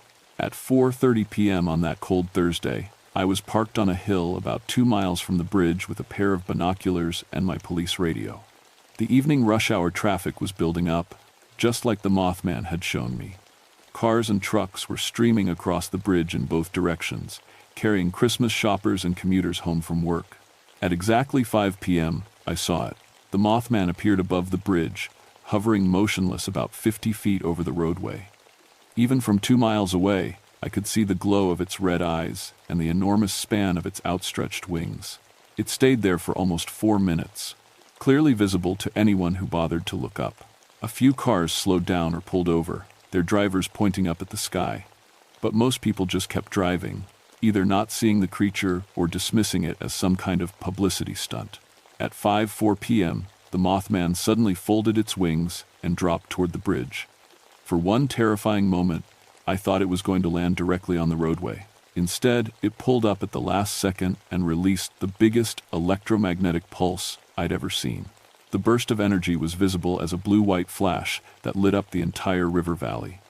Every car on the bridge immediately lost power. Engines died, lights went out, radios went silent. For about 30 seconds, the bridge was full of motionless vehicles with drivers frantically trying to restart their engines. Then the center span of the Silver Bridge folded in half like a piece of paper. The sound reached me a few seconds later, a groaning, tearing noise of metal ripping apart, followed by the splash of cars hitting the water. Through my binoculars, I watched in horror as 37 vehicles tumbled into the Ohio River. But it could have been so much worse. If the Mothman hadn't disabled all those cars, if traffic had been moving at full speed when the bridge collapsed, the death toll would have been in the hundreds. Instead, most of the vehicles that went into the water had time to slow down or stop before the collapse. Drivers and passengers had a few crucial seconds to brace themselves or even get out of their cars. The emergency response teams I'd called in were already in position, just like I'd suggested in my anonymous tips. Rescue boats were on the scene within minutes, instead of the hours it would normally have taken. 46 people still died that night, just like the Mothman had shown me. But because of its intervention, over 200 others survived who might not have. As the rescue operations began, I looked up at the sky above the collapsed bridge. The Mothman was gone, vanished as completely as if it had never existed. But somehow, I knew it had served its purpose. The cosmic burden it carried had been lightened just a little bit. I drove home that night knowing that I'd been part of something larger than myself, a desperate attempt by a lonely creature to save as many human lives as possible. It wasn't enough to prevent the tragedy entirely, but it was something. Sometimes, when you're dealing with forces beyond human understanding, something is all you can hope for. I submitted my report about the bridge collapse 3 days later, but I left out any mention of the Mothman. Who would have believed it? Instead, I focused on the electromagnetic anomalies I'd been detecting in the area for weeks, suggesting they might have interfered with the bridge's structural monitoring systems. The official investigation concluded that the collapse was caused by a fatigue crack in an eye-bar in the north suspension chain. The crack had been growing for years, invisible to routine inspections, until the bridge finally couldn't carry the load anymore. Metal fatigue, they called it. A tragic but explainable accident. They never found a connection between the electromagnetic disturbances and the structural failure.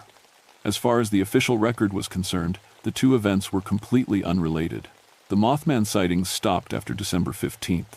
For a few weeks, people kept reporting red lights in the sky or strange shadows near the TNT area, but gradually the reports tapered off and then ceased entirely. Whatever the creature was, wherever it had come from, it seemed to be gone. I requested a transfer in February 1967. After what I'd been through, I couldn't stay in Point Pleasant. Every time I looked at the empty space where the Silver Bridge used to be, I remembered those terrible visions of cars tumbling into the dark water. I also remembered the sadness in the Mothman's glowing eyes and the weight of cosmic responsibility it carried. The Park Service moved me to a wildlife refuge in Oregon, as far from West Virginia as I could get while staying in the same job. But even there, 3,000 miles away, I found myself watching the sky at twilight and scanning the tree lines for signs of something that shouldn't exist. Over the years, I've heard stories from other rangers and wildlife biologists about strange encounters in remote areas. Giant birds that fly without flapping their wings, creatures with glowing eyes that appear before natural disasters, electromagnetic anomalies that can't be explained by conventional science. I never tell them about Point Pleasant or the Mothman. Who would believe such a story? But I listen carefully to every report, and I've started to wonder if there might be more than one of these creatures.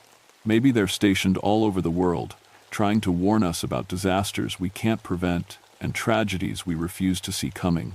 I retired from the Park Service in 1992, but I couldn't bring myself to stop thinking about what I'd witnessed. I started a small consulting company that specializes in disaster preparedness and emergency response planning. Most of my clients think I'm just really good at predicting worst-case scenarios. They don't know that sometimes, late at night, I still get flashes of vision that feel like they're coming from somewhere else. Images of earthquakes, floods, storms, accidents. I can't tell if they're real prophetic glimpses or just the result of an old man's overactive imagination. But I pass along what I see as expert analysis and statistical projections, and sometimes, just sometimes, it helps save lives. I'm 73 years old now, and I've spent 38 years thinking about what happened in Point Pleasant. I've come to believe that the Mothman wasn't a monster at all. It was something closer to an angel, a being from somewhere else that had taken on the impossible job of trying to protect humanity from itself. It failed more often than it succeeded. Most of its warnings went unheeded, and most of the disasters it foresaw came to pass exactly as predicted. But every once in a while, it managed to minimize the damage or save a few extra lives. And maybe, in the cosmic balance of things, that was enough. Last week, my doctor told me I probably don't have much time left. My heart's wearing out, and there's not much they can do about it at my age. So I've decided to write down the whole story, exactly as it happened, in case someone else needs to know. Because I have a feeling the Mothman will be back someday. Maybe not in Point Pleasant, and maybe not in my lifetime. But somewhere, when people are in danger and don't know it yet, I think it will appear again with its glowing red eyes and its impossible wings, trying once more to save us from ourselves. And when that happens, I hope whoever sees it will be smart enough to listen. My name is Gabriel Thornfield, and this is what I saw in the woods of West Virginia in the winter of 1966. I'm not asking you to believe it. I'm just asking you to remember it, in case you ever find yourself face to face with something that shouldn't exist but does anyway. Because if that day comes, you'll need to decide whether to run away in fear or stay and listen to what it's trying to tell you. The choice, as always, will be yours.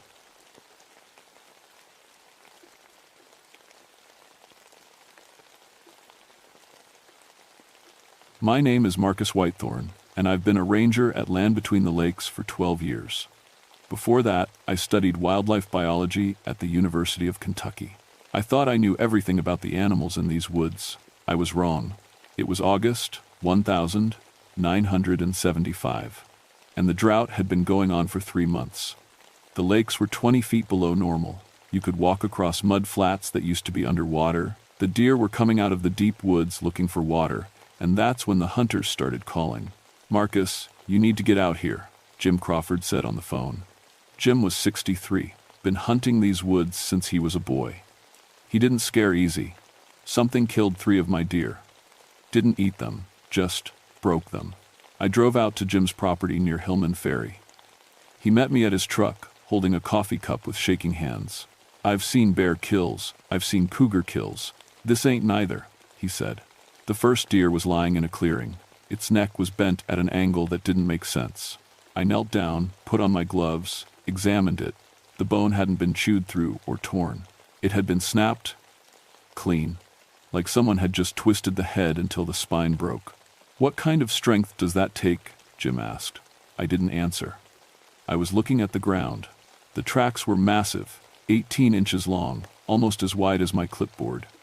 They looked like a barefoot human print, but no human foot was that big. The toes were thick and spread apart. The depth of the print meant whatever made it was heavy. Really heavy. "Bear walking on its back legs?" Jim suggested.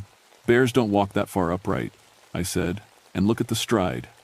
6 feet between prints. A bear couldn't do that." I made plaster casts of 3 prints, took photographs with my Nikon, measured everything twice. My hands were steady, my notes were clear, but something in my stomach felt wrong. I'd been in these woods for 12 years. I'd tracked black bears, bobcats, even the occasional lost hiker. I knew the sounds, the smells, the feel of the place. Right then, the forest felt like it was watching me. "You gonna tell me what you think it is?" Jim asked. "I think it's someone pulling a prank," I said. "Big fake feet, scaring the deer, breaking their necks to make it look supernatural." But I didn't believe that. You can't fake a track that deep. You can't fake the weight distribution I was seeing in the soil. That night, I went to the ranger station and pulled out the incident reports from the past 2 months. 7 calls about a wild man in the woods. 4 reports of something walking upright through the trees at night. 2 hunters who swore they'd seen something 9 feet tall. I dismissed them all. Misidentified bears, tall tales, bourbon and imagination. Now I wasn't so sure. The next morning, I hiked into the deep woods near Rushing Creek. That's where most of the sightings had been. The area used to be farmland before the government bought everyone out in the 1960 seconds to make the park. They'd moved whole communities, families who'd lived there for generations. Some of them didn't want to go. I found the old cemetery around noon. Most people didn't know it was there. The government was supposed to relocate all the graves, but they'd missed some. 15 headstones, most of them from the 1800s. Names like Rushing, Whitlow, and Garrett. Some stones had fallen over. Weeds grew everywhere, and there were the tracks again. They circled the cemetery, over and over, like something had been pacing around it, protecting it. I sat down on a fallen log and looked at those tracks. My heart was beating too fast. I'm a scientist. I don't believe in monsters. But 12 years in these woods had taught me one thing. There are animals we haven't classified yet. There are behaviors we don't understand. Nature is bigger and stranger than any textbook. Maybe Bigfoot wasn't a myth. Maybe it was just an unknown primate, smart enough to avoid people, rare enough that nobody could prove it existed. And maybe one of them was living right here, in my forest. I started going to the cemetery every day. I brought my equipment, audio recorders, trail cameras, measurement tools. I was doing real research now, not just checking reports. If there was something out there, I was going to document it properly.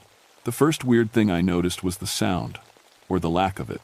Forests are noisy. Birds, insects, squirrels, wind in the leaves. But when I got within 100 yards of that cemetery, everything went quiet. Not gradually, just suddenly silent, like someone had turned off a switch. My head would start to hurt, a pressure in my chest, like I was underwater. I felt anxious for no reason, like I needed to run. The first few times, I actually turned around and left without meaning to. Then I read about infrasound, frequencies below what humans can hear, but we can feel them. They cause dread, unease, physical discomfort. Elephants use it, whales use it. Maybe whatever was out here used it too. On the fourth day, I met Mary Rushing. She was 78 years old, thin as a rail, with gray hair tied back in a bun. She was standing at the cemetery gate when I arrived, holding a bouquet of wildflowers. "You the ranger everyone's talking about?" she asked. "Yes, ma'am, Marcus Whitethorn. I'm Mary Rushing. My great-great-grandparents are buried here, Samuel and Martha Rushing." She pointed to 2 stones under an oak tree. "Government told us we had to leave in '63, said they were moving all the graves. But they didn't move these. They just forgot about them." "I'm sorry," I said. "Don't be sorry, just leave it alone." She looked at me hard. "There's something out here protecting this place. Has been for years. Long as you don't disturb the graves, it won't hurt you. Mrs. Rushing, have you seen it?" She set down the flowers and straightened up. "Once, in '64, right after we moved. I came back to visit, brought my grandson. We were cleaning the stones when I felt it watching, looked up, and there it was, standing in the trees, tall as a house, covered in dark hair. It didn't move, didn't make a sound, just watched us. My grandson wanted to run, but I told him to be still. We stood there for maybe 5 minutes, and then it just walked away. Didn't make a sound when it moved, neither. Something that big should crash through the forest, but it was quiet as smoke. What do you think it is?" "I think it's a guardian," she said simply. "When they forced us out, when they scattered our families, something stayed behind to protect what we couldn't take with us. The dead don't have anyone to speak for them, Mr. Whitethorn, so something else does it now." She left me there with more questions than answers.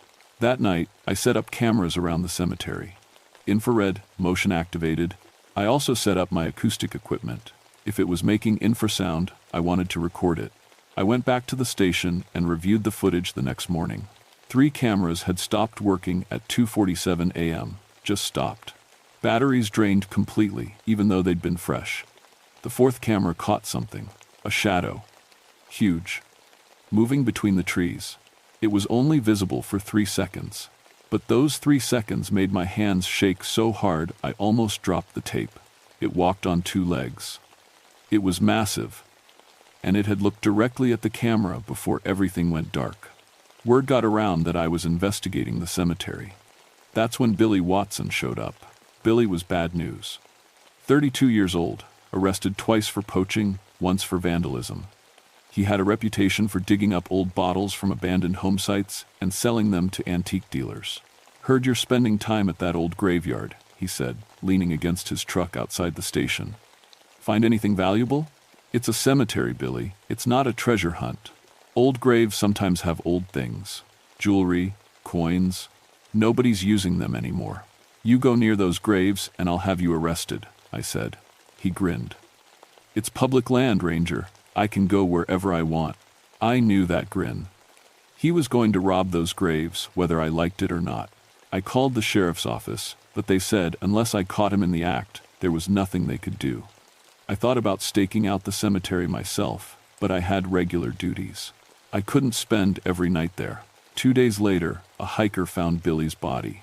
He was lying 50 feet from the cemetery. His neck was broken, just like those deer. His truck was nearby, bed full of shovels and metal detectors. He'd been grave robbing, just like I thought. The sheriff came out, so did the coroner. They looked at Billy, they looked at the tracks around him, and they looked at me. What the hell did this? Sheriff Tom Pritchard asked. I don't know, I said. And I meant it. I had theories, but no answers. These tracks, he knelt down. What is this? Unknown large primate. Possibly. Don't say Bigfoot. I wasn't going to, but we were both thinking it. They took Billy's body away. The sheriff told me to stay away from the cemetery until they figured out what was going on. I nodded, but I knew I wasn't going to listen. That night, I went back. The forest was different now. The silence was heavier. The pressure in my chest was worse. I felt like I was being herded, pushed toward the cemetery, whether I wanted to go or not. I found the grave Billy had been digging. He'd gotten about 2 feet down before something stopped him, permanently. I heard a sound then, low, deep. It vibrated in my bones more than my ears. A rumble that seemed to come from everywhere at once. I turned around slowly. It was standing at the edge of the trees, 9 feet tall, maybe more. Covered in dark brown hair, arms that hung down past its knees. The face was almost human, broad nose, deep-set eyes that caught the moonlight and reflected it back. The shoulders were massive, muscles visible even through the hair. It wasn't moving, just watching me. My throat was dry. My legs wanted to run, but I forced myself to stay still. I thought about what Mary Rushing had said. Asterisk, long as you don't disturb the graves, it won't hurt you. Asterisk. I took a step back, away from the hole Billy had dug. The creature's eyes followed me. I took another step back, then another. It didn't move. I backed away slowly until I reached my truck. I got in, started the engine, and drove away. In the rearview mirror, I could see it still standing there, watching until I was out of sight. I didn't sleep that night. The next day, I went to see Dr. Patricia Hayes. She was an anthropologist at UT Martin, studying the displaced communities of land between the lakes. I'd met her at a conference 2 years ago. Marcus, you look terrible, she said when I walked into her office. I need to know about the relocations, specifically Rushing Creek. She pulled out a file box. Forced removal, 1963. 243 people displaced. Many of them didn't want to leave. There were protests, legal challenges. The government gave them 90 days to pack up entire lives. What happened to the ones who refused? Marshals came, physically removed them. There were stories of people chaining themselves to their porches, having to be cut loose and dragged away. Some families had been there since the 1,790 Imagine that, generations in one place, and then told you have 3 months to leave forever. Would that kind of trauma, could it create something? She looked at me carefully. You mean like a protective spirit? A guardian entity? I mean anything. I don't know what I mean anymore. There are stories, she said quietly. In Appalachian folklore, extreme emotional events can imprint on a place, leave something behind. Most cultures have versions of this: guardians, protectors, spirits that defend sacred ground. Do you believe it? I believe that grief and love are powerful forces. I believe that some things can't be explained by science alone, and I believe you've seen something that scared you, Marcus. What was it? I told her everything. When I finished, she sat back in her chair. Don't go back there. I have to. Why? Because it's my job, my forest, my responsibility. Your forest? She shook her head. Marcus, that forest belonged to the Rushing family long before it belonged to the Park Service. Maybe what you're seeing is just claiming what was always theirs. 3 days later, a development company announced plans to build a resort near Hillman Ferry. The survey crew was starting work in a week. Their plans included the area around the cemetery. I knew what was going to happen. I tried to stop it. I talked to my supervisor, to the park administrator, to anyone who would listen. I showed them the cemetery, explained about the cultural heritage, the protected status it should have. They promised to look into it. But in the meantime, the survey crew was coming. The first surveyor was Ross Mitchell, 38, worked for Hammond Development, had a wife and 2 kids. He disappeared on his second day in the field. They found his equipment near the cemetery. His truck was still running. His clipboard was on the ground, pen still attached. The survey stakes he'd been placing were bent in half. Ross himself was never found. That's when the media showed up. That's when the Park Service brought in outside experts. That's when everything became a circus. I couldn't let it continue. On a Thursday night in late August, I drove out to the cemetery alone.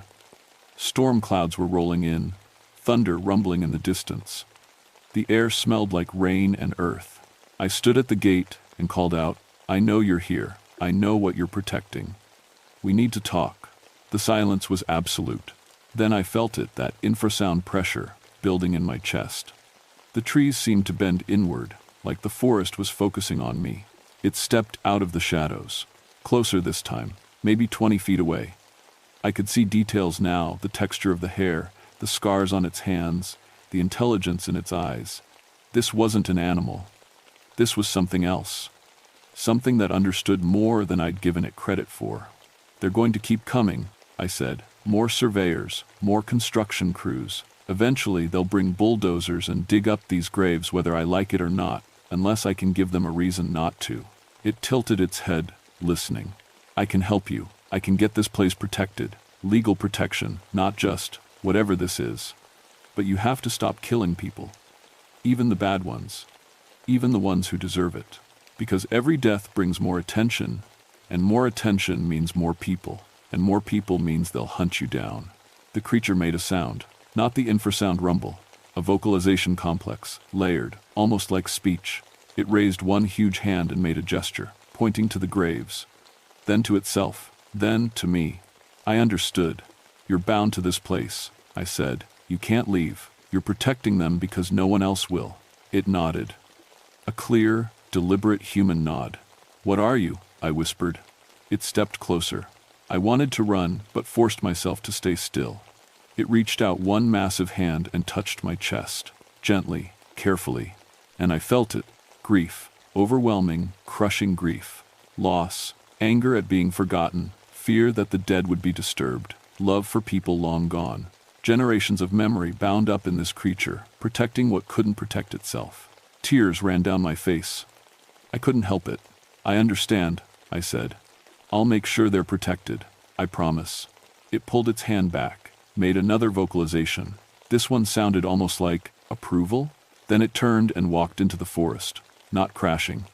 Not loud, just gone. Like it had never been there. The rain started as I drove away. It took 6 months, but I did it. I called in every favor I had.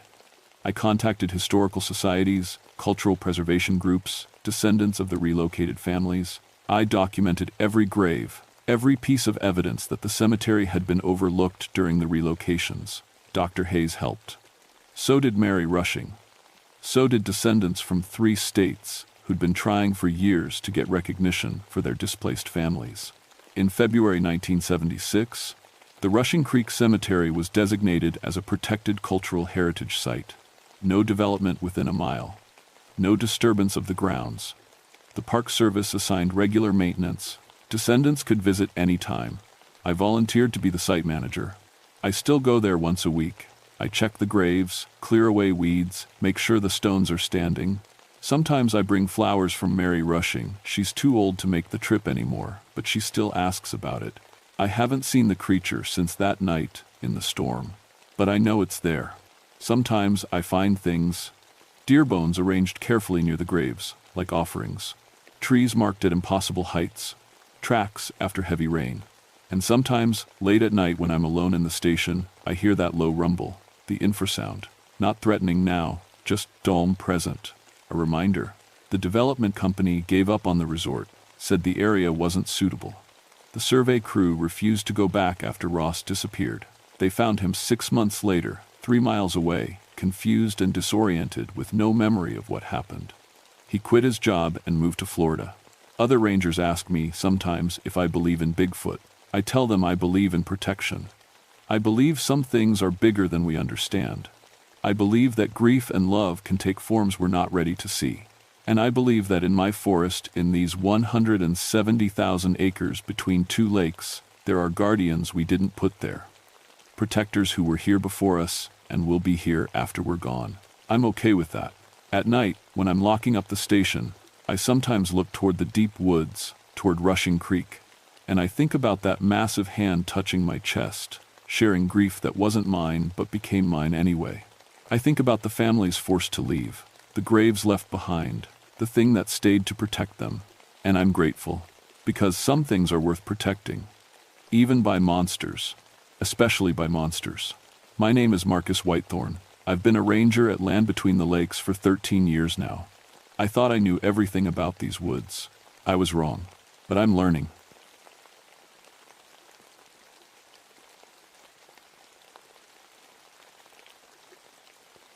My name is Catherine Ironwood, but everyone calls me Kate. I've been a wildlife ranger for 10 years now, working the high ridges along the Virginia-Tennessee border where Clinch Mountain cuts through the clouds. My job is simple: protect the livestock, manage the predators, and keep the peace between ranchers and nature. I'm good at what I do. I can track a mountain lion through fresh snow, tell you what a bear ate for breakfast by examining its scat, and estimate a deer population by counting browse lines on saplings. My grandmother was full Cherokee, and she taught me to read the forest the way most people read books. Every broken twig tells a story. Every disturbed stone has meaning. So when Bill Compton called me that frozen January morning in 1983, saying something was killing his cattle in ways he'd never seen before, I figured it was just another mountain lion. We'd had a harsh winter. Deep snow pushes the big cats down from the peaks, makes them bold and hungry. "Kate, you need to see this," Bill said over the crackling phone line. His voice was shaking. Bill had been ranching these mountains for 40 years. I'd never heard him sound scared before. I loaded my truck with my usual gear: tranquilizer rifle, tracking kit, camera, two-way radio. The roads up to Bill's property were barely passable, snow packed hard as concrete between the trees. It took me 2 hours to reach his ranch, my truck sliding sideways twice on the steep grades. Bill met me at his gate. He looked like he hadn't slept. "It's up on the north pasture," he said. "I only found it this morning. The calf was there last night at feeding time." We hiked up through knee-deep snow. The cold bit through my jacket, sharp and mean. The forest was too quiet. No bird calls, no squirrel chatter, just the crunch of our boots and our breath hanging white in the air. Then I smelled it. Blood and something else, something wrong. The calf lay in a clearing, and I stopped cold. In 10 years, I'd seen dozens of predator kills. This wasn't like any of them. The animal had been opened cleanly, almost surgically. The meat was partially consumed, but not torn away like a cat or bear would do. It looked carved. Bite marks showed canine teeth, much larger than any mountain lion I'd tracked. But what froze me in place were the tracks around the body. I knelt down, brushing snow away from the clearest prints. Front paws, definitely feline, huge, bigger than any mountain lion print I'd ever seen.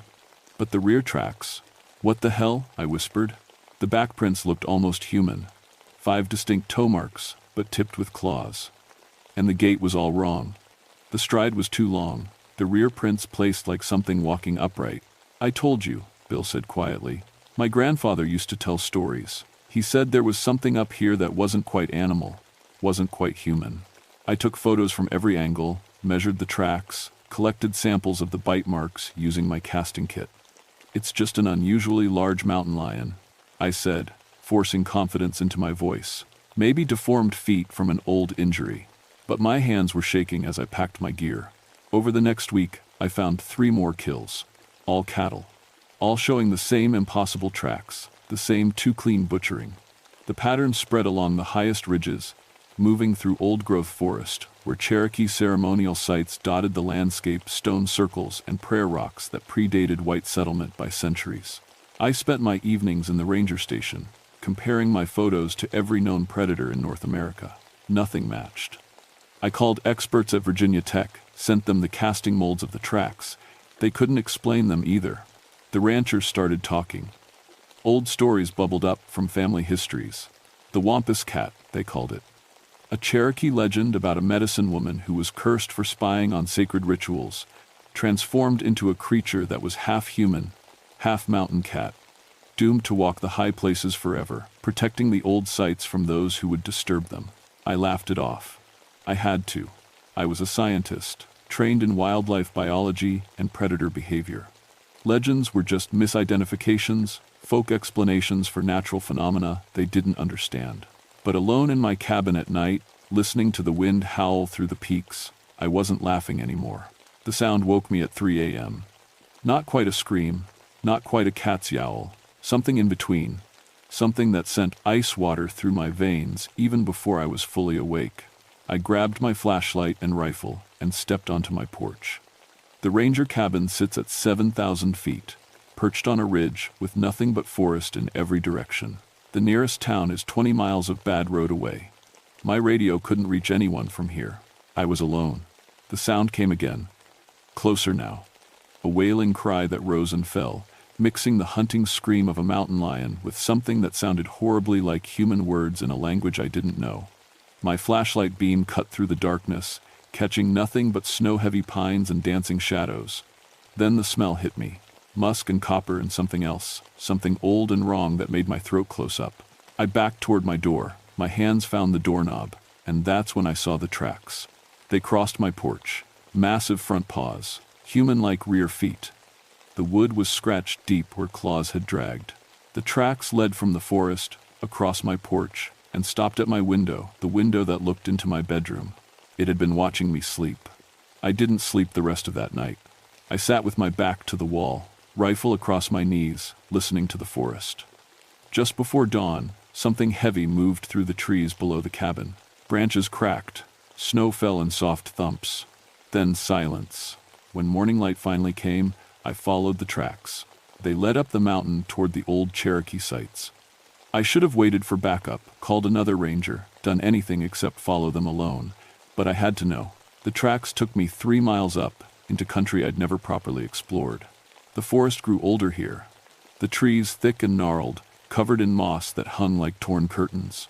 Rock formations jutted through the snow, carved with symbols I recognized from Cherokee art spirals and animal forms and shapes that might have been letters in a language long forgotten. The tracks led to a rock face. A sheer cliff, 50 feet of vertical stone. They went straight up it. I stared, my mind refusing to process what I was seeing. The claw marks scored the rock every 10 feet. No mountain lion could climb like that, nothing could. Jesus, I breathed. Not quite. I spun around, bringing my rifle up. An old man stood 20 feet away. He hadn't been there a second before. Cherokee, maybe 70 years old, wearing traditional clothing despite the freezing temperature. His eyes were dark and knowing. "Who are you?" I demanded. "Joseph Swimmer. My family has tended these mountains since before your people came." He looked at the claw marks on the cliff face. "You're tracking the Wampus Cat. It's just a large predator. An unknown species, maybe. But you don't believe that." He stepped closer. "You've seen the tracks. You've heard the cry. You know this is something else." I lowered my rifle slightly. "What is it really?" "My ancestor, a medicine woman named Ama Idohi. 300 years ago, she spied on a sacred ceremony forbidden to women. The shamans cursed her, transformed her into what you see now, half woman, half cat, trapped between both forms, able to take neither fully. That's impossible." "Is it?"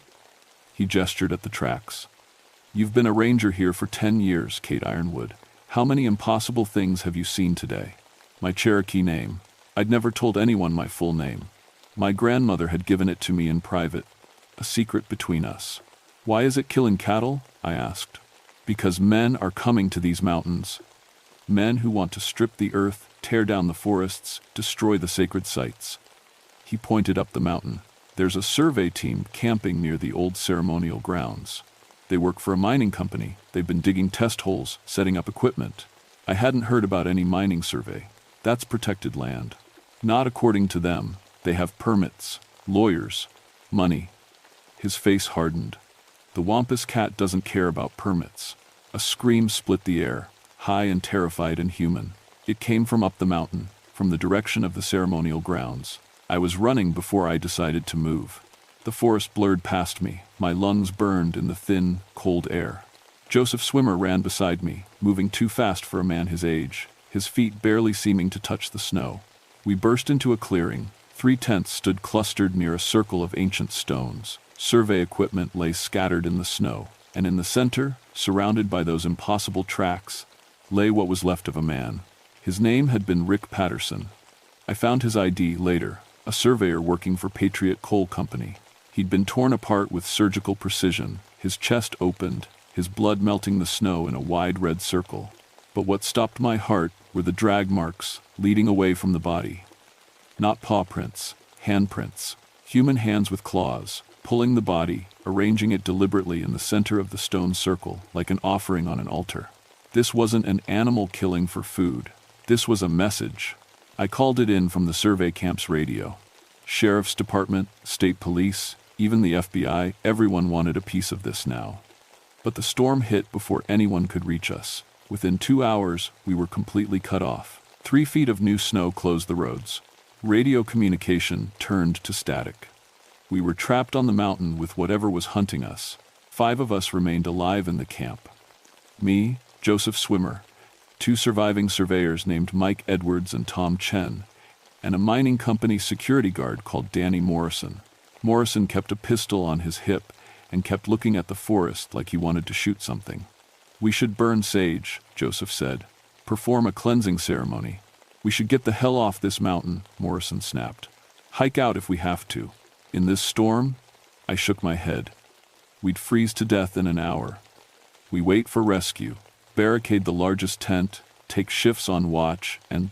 The sound cut me off. That wailing cry, so close it seemed to come from all directions at once. The walls of the tent bowed inward, like something huge was pressing against them. Then silence. "It's playing with us," Tom whispered. His hands shook as he clutched a hunting knife. "It's a game to it. It's protecting the sacred sites," Joseph said quietly. "We're camped in the middle of a 300-year-old ceremonial ground. We've driven metal stakes into prayer stones. "I don't give a damn about your superstitions," Morrison interrupted. "We're dealing with a big cat, probably a jaguar or a..." The tent wall ripped open. A massive paw reached through, claws each the length of my thumb. But the paw twisted, changed, and suddenly it was a hand, a human hand, covered in tawny fur, with black claws where fingernails should be. The hand grabbed Morrison and yanked him through the tear. He screamed. Oh God, how he screamed. The sound cut off, wet and sudden, replaced by tearing noises and the crack of breaking bones. We ran. No planning, no coordination, just blind animal panic. I grabbed my rifle, Tom grabbed a flashlight, Mike just ran. Joseph moved with purpose, leading us away from the camp, deeper into the forest. "This way," he shouted. "The old shelter cave, it's protected, sacred ground." We plunged through the storm, the world gone white and howling. Behind us, something roared, a sound too big for any natural cat, mixing triumph and rage, and something that almost sounded like words. The cave mouth appeared suddenly, a black gap in a wall of stone. We tumbled inside, gasping. Joseph lit a small fire using wood that had been carefully stacked inside. I noticed symbols painted on the walls in what looked like ancient pigments. "We'll be safe here," Joseph said. "This is a place of peace. The curse prevents her from entering." "Her?" Tom's voice cracked. "Ama Idohi, the Wampus cat. She was my ancestor, remember? She still thinks like a woman, even in that form. She understands sacred law." I moved to the cave entrance, peering out into the storm. Yellow eyes stared back at me from 15 feet away. The Wampus cat stood upright like a human, easily 6 feet tall. Its body was that of a massive mountain lion, tawny fur, rippling muscle, a long tail that lashed behind it, but it stood on legs that bent like human legs. Its front paws rested on its chest, and I could see the way they shifted between paw and hand, never quite settling on either form. The face was the worst. Cat features: the muzzle, the fangs, the ears, but the eyes were wrong. They held intelligence, understanding, something that looked back at me and knew what I was thinking. "Kate Ironwood," it said. The voice was rough, mixing growl and human speech. The words were Cherokee, but I understood them somehow, the meaning flowing directly into my mind. "You carry our blood. Why do you defend the destroyers?" "I'm not defending anyone," I said. "I'm trying to understand. Understand this." The creature pointed one claw-tipped finger at the ceremonial grounds below.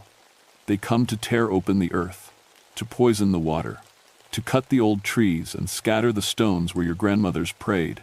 I was cursed to prevent exactly this. By killing people? By protecting what remains." The yellow eyes narrowed.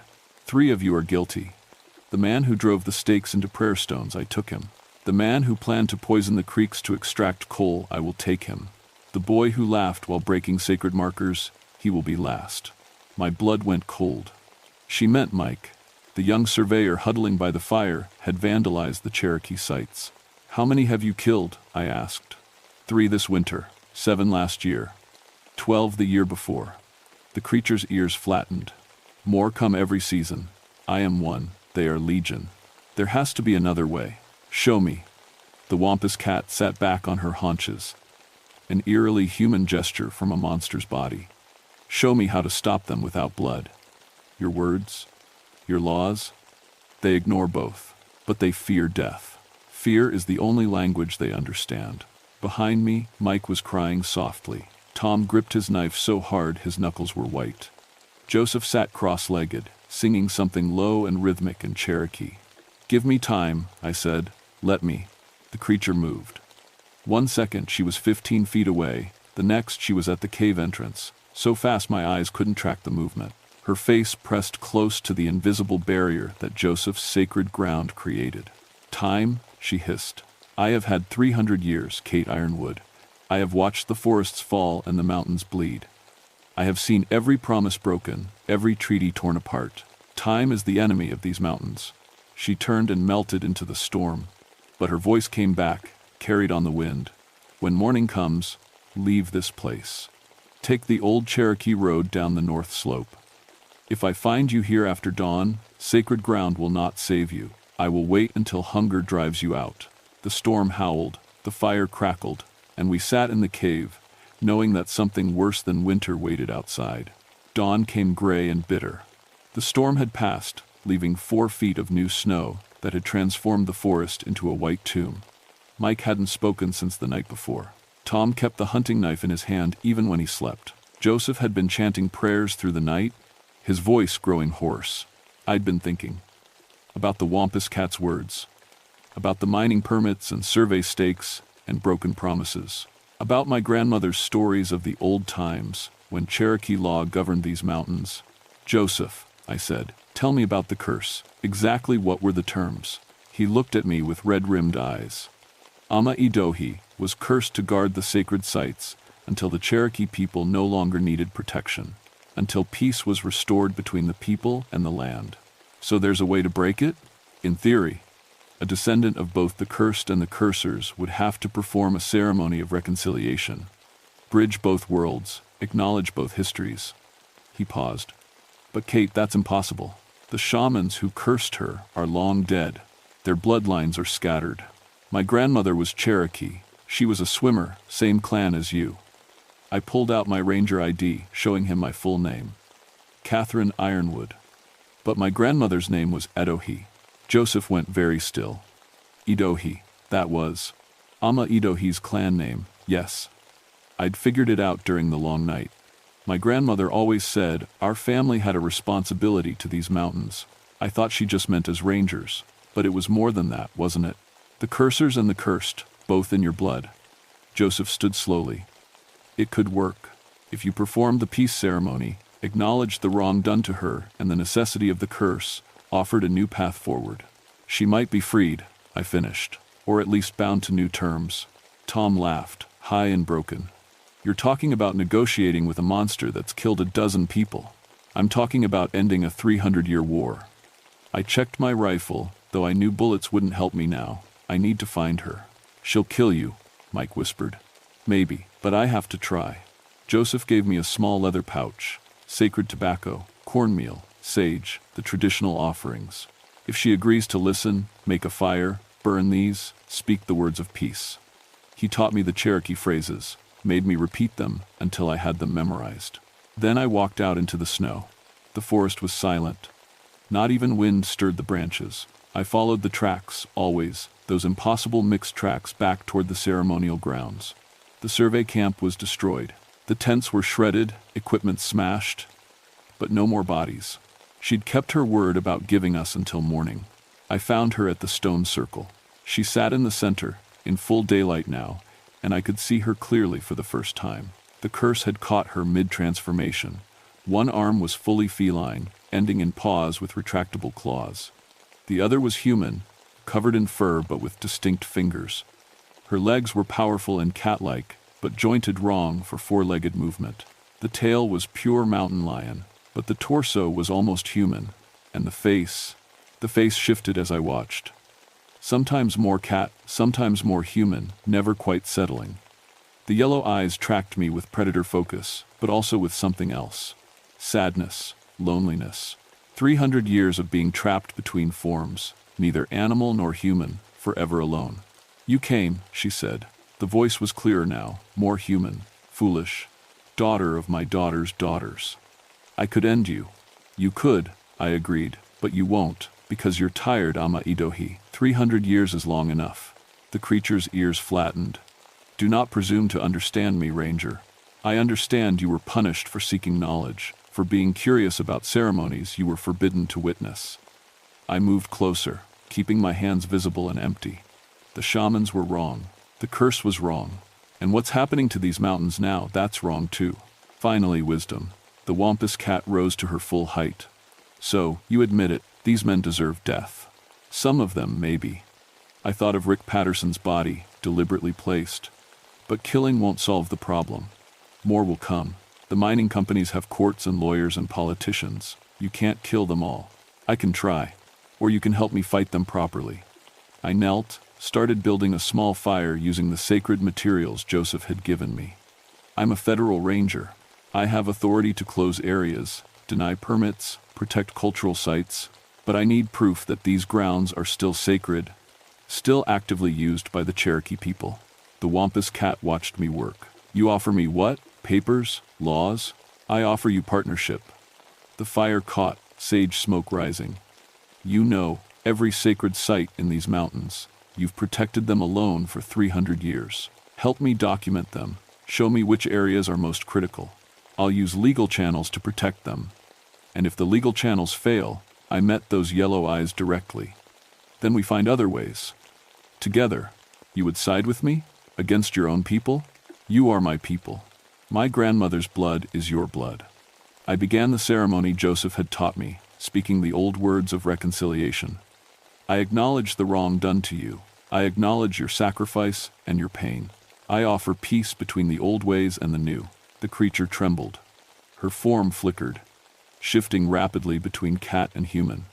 I cannot break the curse. Only one of the blood can free me, but the curse itself can be redirected, I said. Not broken. Changed. You were cursed to protect the sacred places until peace was restored. I'm offering you a new kind of protection. Not through death, but through law and presence. Let me be your hands in the human world. You be my eyes in the wild one. For a long moment, nothing happened. The smoke rose, the fire crackled, and the wampus cat stared at me with eyes that held 3 centuries of pain and rage and loneliness. Then she spoke in Cherokee, words that I felt more than heard, words that seemed to echo from the mountains themselves. She accepted the peace offering. Not freedom from the curse, she was too bound by ancient magic for that, but a new purpose within it. The ceremony took an hour. When it ended, Ama Idohi still wore her cursed form. But something had changed in her eyes. The madness was gone, replaced by clarity and purpose. I will show you the sacred places, she said. And I will watch. If your laws fail, if the destroyers come despite your protections, I will do what must be done. Fair enough. I stood, my legs stiff from kneeling. But you have to stop killing people, unless there's no other choice. Agreed. The wampus cat's lips pulled back in what might have been a smile. Though I reserve the right to frighten them very badly. It took 3 days for rescue teams to reach us. By then, the story was set. A large predator, probably a jaguar or mountain lion of unusual size, had attacked the survey camp during the storm. The mining company decided the area was too dangerous and too expensive to develop. They withdrew their permits. I filed my report with careful accuracy. Unknown predator. Ongoing investigation. Area closed to development pending wildlife study. The FBI looked at me funny, but they didn't have evidence to contradict my story. The survivors Tom, Mike, and I all gave matching statements. Joseph Swimmer became my official Cherokee cultural consultant. Over the following months, he and I documented every sacred site in the Clinch Mountain Range. The paperwork took forever, but eventually we got federal protection for nearly 80,000 acres. The killings stopped. Mostly. A poacher named Danny Morrison was found dead the following autumn. He'd been hunting illegally near the old prayer sites. The cause of death was listed as animal attack, but I saw the body. I recognized the surgical precision of the wounds. A developer scout who tried to survey the protected areas for a ski resort vanished the next winter. They found his remains in the spring, arranged carefully in a stone circle. The message was clear. I still work these mountains. I'm the senior ranger now, responsible for the entire Clinch Mountain Wildlife Management Area. My office is filled with maps marking the sacred sites, the protected zones, the boundaries that must not be crossed. Sometimes, on my rounds, I find gifts. A perfectly preserved eagle feather left on my truck hood. A circle of white stones arranged outside my cabin. Once, a deer carcass butchered with surgical precision. Enough meat to last me a month, left where only I would find it. I never see her. Not directly. But I feel her presence. The Wampus cat still walks these ridges, still guards the old places. She's just more selective about how she protects them now.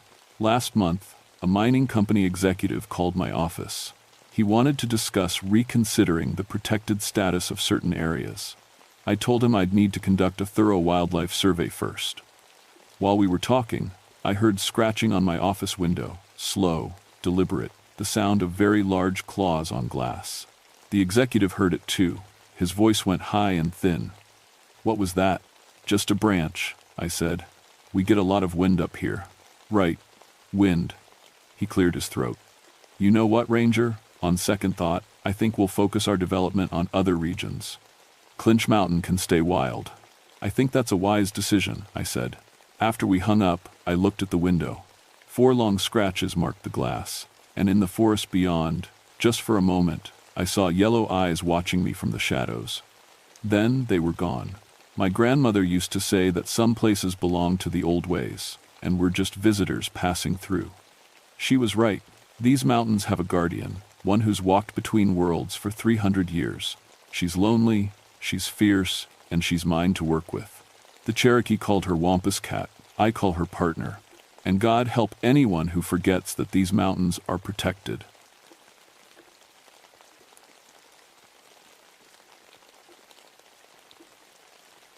My name is Samuel Bridgewater, and I've been a forest ranger for 15 years. People call me Sam. I patrol the deep parts of Ouachita National Forest in Arkansas, where the trees grow so thick you can't see the sky. Most folks never go where I work. It's just me, the animals, and miles of green wilderness. I thought I'd seen everything these woods could throw at me. Bears, wild hogs, lost hikers, drug runners. I was wrong. July 1971 was the hottest summer on record. The heat stuck to you like wet clothes, and the air was so thick you could almost chew it. The drought had been going on for weeks. Even the Caddo River was running low, showing muddy banks that hadn't seen daylight in years. I was checking my usual route near Caddo Gap when the radio crackled to life. "Sam, you copy?" It was Sheriff Carl Phillips from the county seat. "I'm here, Carl. What's up?" "Got some strange reports coming in from the Fook area. Folks saying something's been bothering their homes at night. Probably just teenagers raising hell, but the families are pretty spooked." I knew the Fook area. It's where the forest meets the swamp, 45 miles from the nearest real town. The families out there live in old farmhouses, surrounded by nothing but trees and water. They're tough people who don't scare easy. "What kind of bothering?" I asked. "Torn screens, damaged porches. One family said something tried to get in their house. Found footprints they say don't look right. I sighed. It was probably kids, or maybe a bear getting into garbage. But I had to check it out. I'll head over there today, I told him. The drive to the first house took me deep into the bottoms, where the road turned to gravel, then dirt. Spanish moss hung from cypress trees like old curtains. The air smelled of mud and rotting plants. It was quiet except for my truck engine and the buzz of mosquitoes. The Ford place sat on a small rise above the swamp. Bobby Ford met me on his porch before I even got out of the truck. He was a thin man in his 40s with worried eyes. "Thank God you came," he said. "My wife's been afraid to sleep." I looked at his front porch. The screen door was ripped clean off its hinges. The wooden railing had deep scratch marks, like something with claws had grabbed it. "Tell me what happened," I said, pulling out my notebook. 3 nights ago, around midnight, we heard something on the porch. Heavy footsteps, like a big man walking around. Then it started scratching at the door. "Did you see anything?" Bobby shook his head. "Too dark." But when morning came, we found this. He led me around to the side of the house. In the soft mud near the foundation was a footprint. I knelt down and measured it with my ruler. 17 inches long, 5 toes, but spread wide like a hand. The heel was deep and round, almost human-like. I'd never seen anything like it. "Could be a hoax," I said.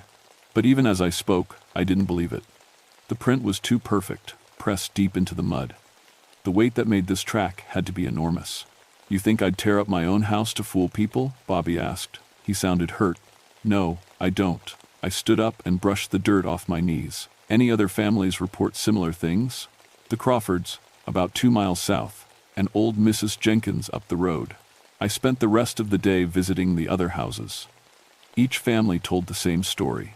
Something big walking around their homes at night. Damaged property, strange footprints. At the Crawford place, I found something that made my blood run cold. Jim Crawford wasn't home, but his wife Sarah showed me where they'd found their dog. The animal was dead, lying beside their chicken coop. It was a big German shepherd, probably 80 pounds. Whatever killed it had twisted its neck completely around. "Rex was a good guard dog," Sarah said, her voice shaky. "He wasn't afraid of anything." I examined the dog's body. No claw marks or bite wounds. Just that impossible twisted neck, like someone had grabbed its head and spun it like a bottle cap. As the sun started going down, I made camp near the Crawford place. I told Sarah I'd keep watch, make sure nothing bothered them during the night. I sat in my truck with the windows down, listening to the swamp sounds, frogs croaking, night birds calling, the splash of a gator in the distance. Normal sounds. Then, around 11 o'clock, everything went quiet. The silence was so complete, it made my ears ring. Even the insects stopped buzzing. I'd been in these woods long enough to know that when nature goes quiet, there's a reason. I grabbed my flashlight and stepped out of the truck. The beam cut through the darkness, showing nothing but trees and Spanish moss, but I could feel something watching me. The hair on the back of my neck stood up. That's when I smelled it. It was like a wet dog, but stronger. Mixed with something else, something wild and musky that made my stomach turn. The smell was so thick, I could taste it. I clicked on my radio. "Carl, you there?" Static. "Carl, this is Sam. Please respond." More static. My radio had never failed before. I was about to get back in the truck when I heard it. A sound like wood creaking, coming from the Crawford house. I pointed my flashlight toward the porch and saw the front steps sagging under an enormous weight. But there was nothing there. The steps groaned again, and I saw the wooden boards bend down as if something invisible was walking up them. The porch shook. Then the front door rattled in its frame. I ran toward the house, shouting, "Hey, get away from there." The door stopped rattling. The smell got stronger, making my eyes water. Then I heard heavy footsteps running away into the swamp. But I never saw what made them. I banged on the Crawford's door. "Sarah, are you all right?" Her voice came from inside, scared and small. "Sam? What's happening?" "Stay inside and lock the door. Don't come out until morning." I spent the rest of the night walking around the house with my flashlight, but whatever had been there was gone. When dawn came, I found new footprints in the mud around the porch. The same impossible 17-inch tracks. As I drove back to town that morning, I knew 3 things for certain. Something was stalking the families in the bottoms. Something big enough to kill a German shepherd with its bare hands. and something smart enough to test human defenses without showing itself. I just didn't know what yet. I spent the next 2 days researching everything I could find about the area. At the county library, I dug through old newspaper files and local history books. What I found didn't make me feel any better. The stories went back over 100 years. Settlers in the 1800s wrote about a wild man living in the swamps. They said it was 8 feet tall and covered in hair, with glowing red eyes. Most people figured it was just tall tales, but the reports kept coming. The Cherokee who used to live here called it the Hairy Man. Their stories said it was a guardian spirit that protected the deep swamp from outsiders. Local folks had different names for it over the years. The Boggy Creek Monster, the Southern Sasquatch. But everyone agreed on one thing: it was big, it was strong, and it didn't like people getting too close to its home. On my 3rd day back in the area, I got a call that changed everything. "Sam," Sheriff Phillips said over the radio. His voice was tight. "You need to get to the Crawford place right now." "What's wrong?" "Just get over there. And bring your camera." I drove faster than I should have on those winding dirt roads. When I pulled up to the Crawford house, I saw 2 other vehicles, the sheriff's car and an ambulance. That's when I knew somebody was hurt. Or worse. Carl Phillips met me at the gate. He looked pale and sick. "It's Jim Crawford," he said. "Sarah found him this morning." "Found him where?" Carl pointed toward the tree line behind the house. "In the woods, about 50 yards from the house. He's dead, Sam." My stomach dropped. "What happened?" "That's what we need to figure out." He led me through the trees to a small clearing where the paramedics were loading a covered body onto a stretcher. I'd seen death before in my years as a ranger, but something about this felt different. "Wrong. Show him," Carl told one of the paramedics. The man pulled back the sheet, and I had to turn away. Jim Crawford's body was broken. His chest was caved in like he'd been hit by a truck. His arms were twisted at impossible angles. But the worst part was his face, frozen in a scream of pure terror. "Any idea what could do this?" Carl asked. I knelt down and looked at the ground around the body. The earth was torn up, like there had been a fight. I found more of those giant footprints, but these were different. Deeper, pressed into the dirt with incredible force. "Whatever did this was angry," I said. "Sarah says Jim went out around midnight to check on a noise in the chicken coop," Carl explained. "When he didn't come back, she figured he'd fallen asleep in his chair. Found him out here this morning." I stood up and looked around the clearing. Something caught my eye about 20 feet away, marks on a big oak tree. I walked over and examined them. 4 parallel grooves cut deep into the bark, 8 feet off the ground. Claw marks. But no bear or wildcat had claws that could cut that deep into oak.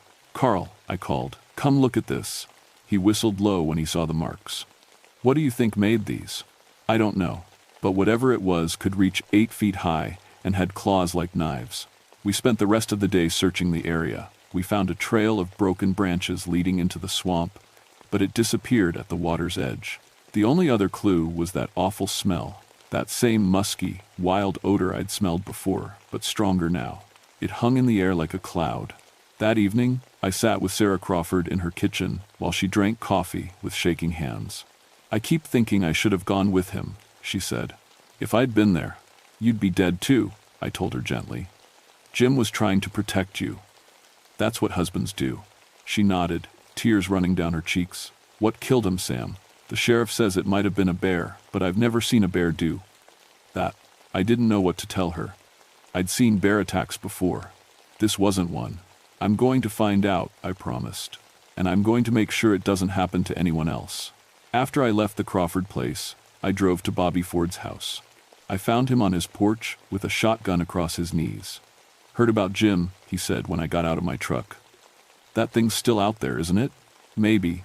I want you to pack up your family and stay in town for a few days." Bobby shook his head. "This is my land, Sam. My daddy's buried here, and his daddy before him. I'm not running from some wild animal." "This isn't just a wild animal, Bobby." Jim Crawford was a strong man, and something tore him apart like he was made of paper. "Then I'll be ready for it." He patted the shotgun. "Double-aught buckshot will stop anything that walks on 4 legs." "What if it doesn't walk on 4 legs?" Bobby gave me a strange look, but I didn't explain. I couldn't explain something I didn't understand myself. That night, I made camp in the woods between the Ford place and old Mrs. Jenkins' house. I figured if this thing was working its way through the area, one of them would be next. I set up motion sensors around my campsite and kept my rifle loaded. Every shadow looked like a threat. Every sound made me jump. Around 2 in the morning, one of my sensors went off. I grabbed my rifle and flashlight and headed toward the Jenkins place. Mrs. Jenkins was in her 80s and lived alone in a house her grandfather built. If something was after her, she wouldn't stand a chance. I was halfway to her house when I heard her screaming. I ran through the trees, branches tearing at my clothes. The screaming stopped suddenly, and that scared me more than the noise had. When I reached the clearing around her house, I could see lights on inside. The front door was hanging open, swaying in the breeze. "Mrs. Jenkins," I called. "Are you all right?" No answer. I approached the house slowly, rifle ready. The porch steps were covered in mud and leaves, like something had tracked dirt from the swamp. The smell was there again, so strong it made my eyes water. I stepped through the front door and found Mrs. Jenkins in her living room. She was sitting in her rocking chair, staring at the far wall, alive, but not responding when I called her name. "Mrs. Jenkins? It's Sam Bridgewater. Are you hurt?" She turned to look at me slowly, like she was waking up from a dream. Her eyes were wide with shock. "It looked at me," she whispered. "Right through the window." Its eyes were red like hot coals. "What looked at you?" "The hairy man, just like my grandmother used to tell stories about. But bigger. So much bigger." I helped her to the kitchen and made her some tea. Her hands were shaking so badly she could barely hold the cup. "Tell me exactly what happened," I said. "I was in bed when I heard something on the porch. Heavy footsteps, like a man wearing big boots. Then it started scratching at the walls, like it was looking for a way in." "What did you do?"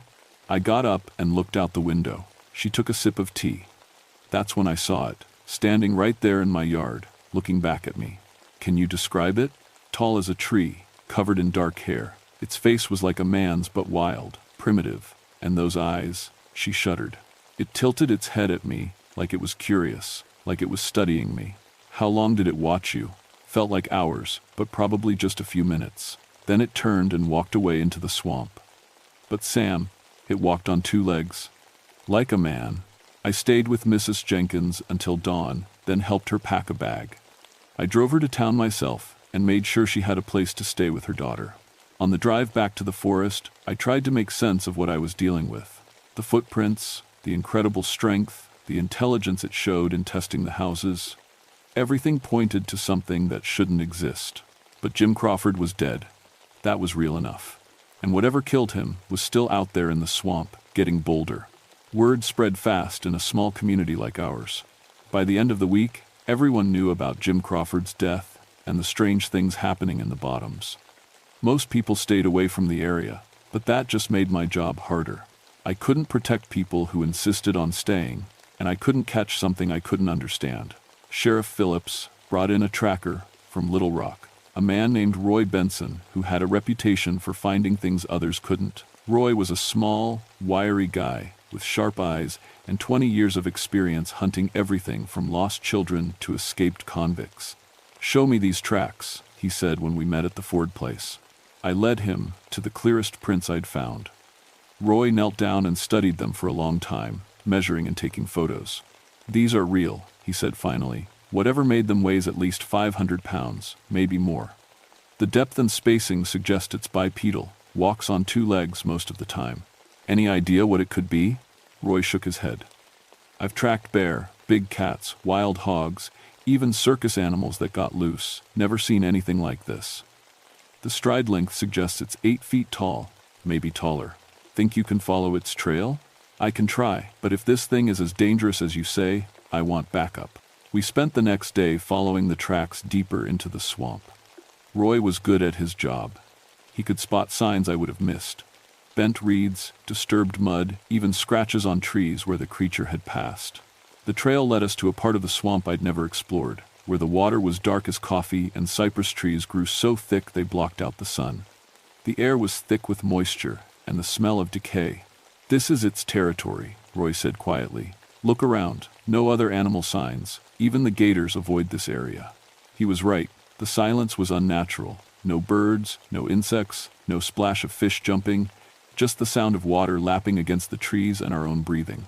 We found what might have been its den, a hollow under the roots of a massive cypress where the ground was packed down and covered with bones.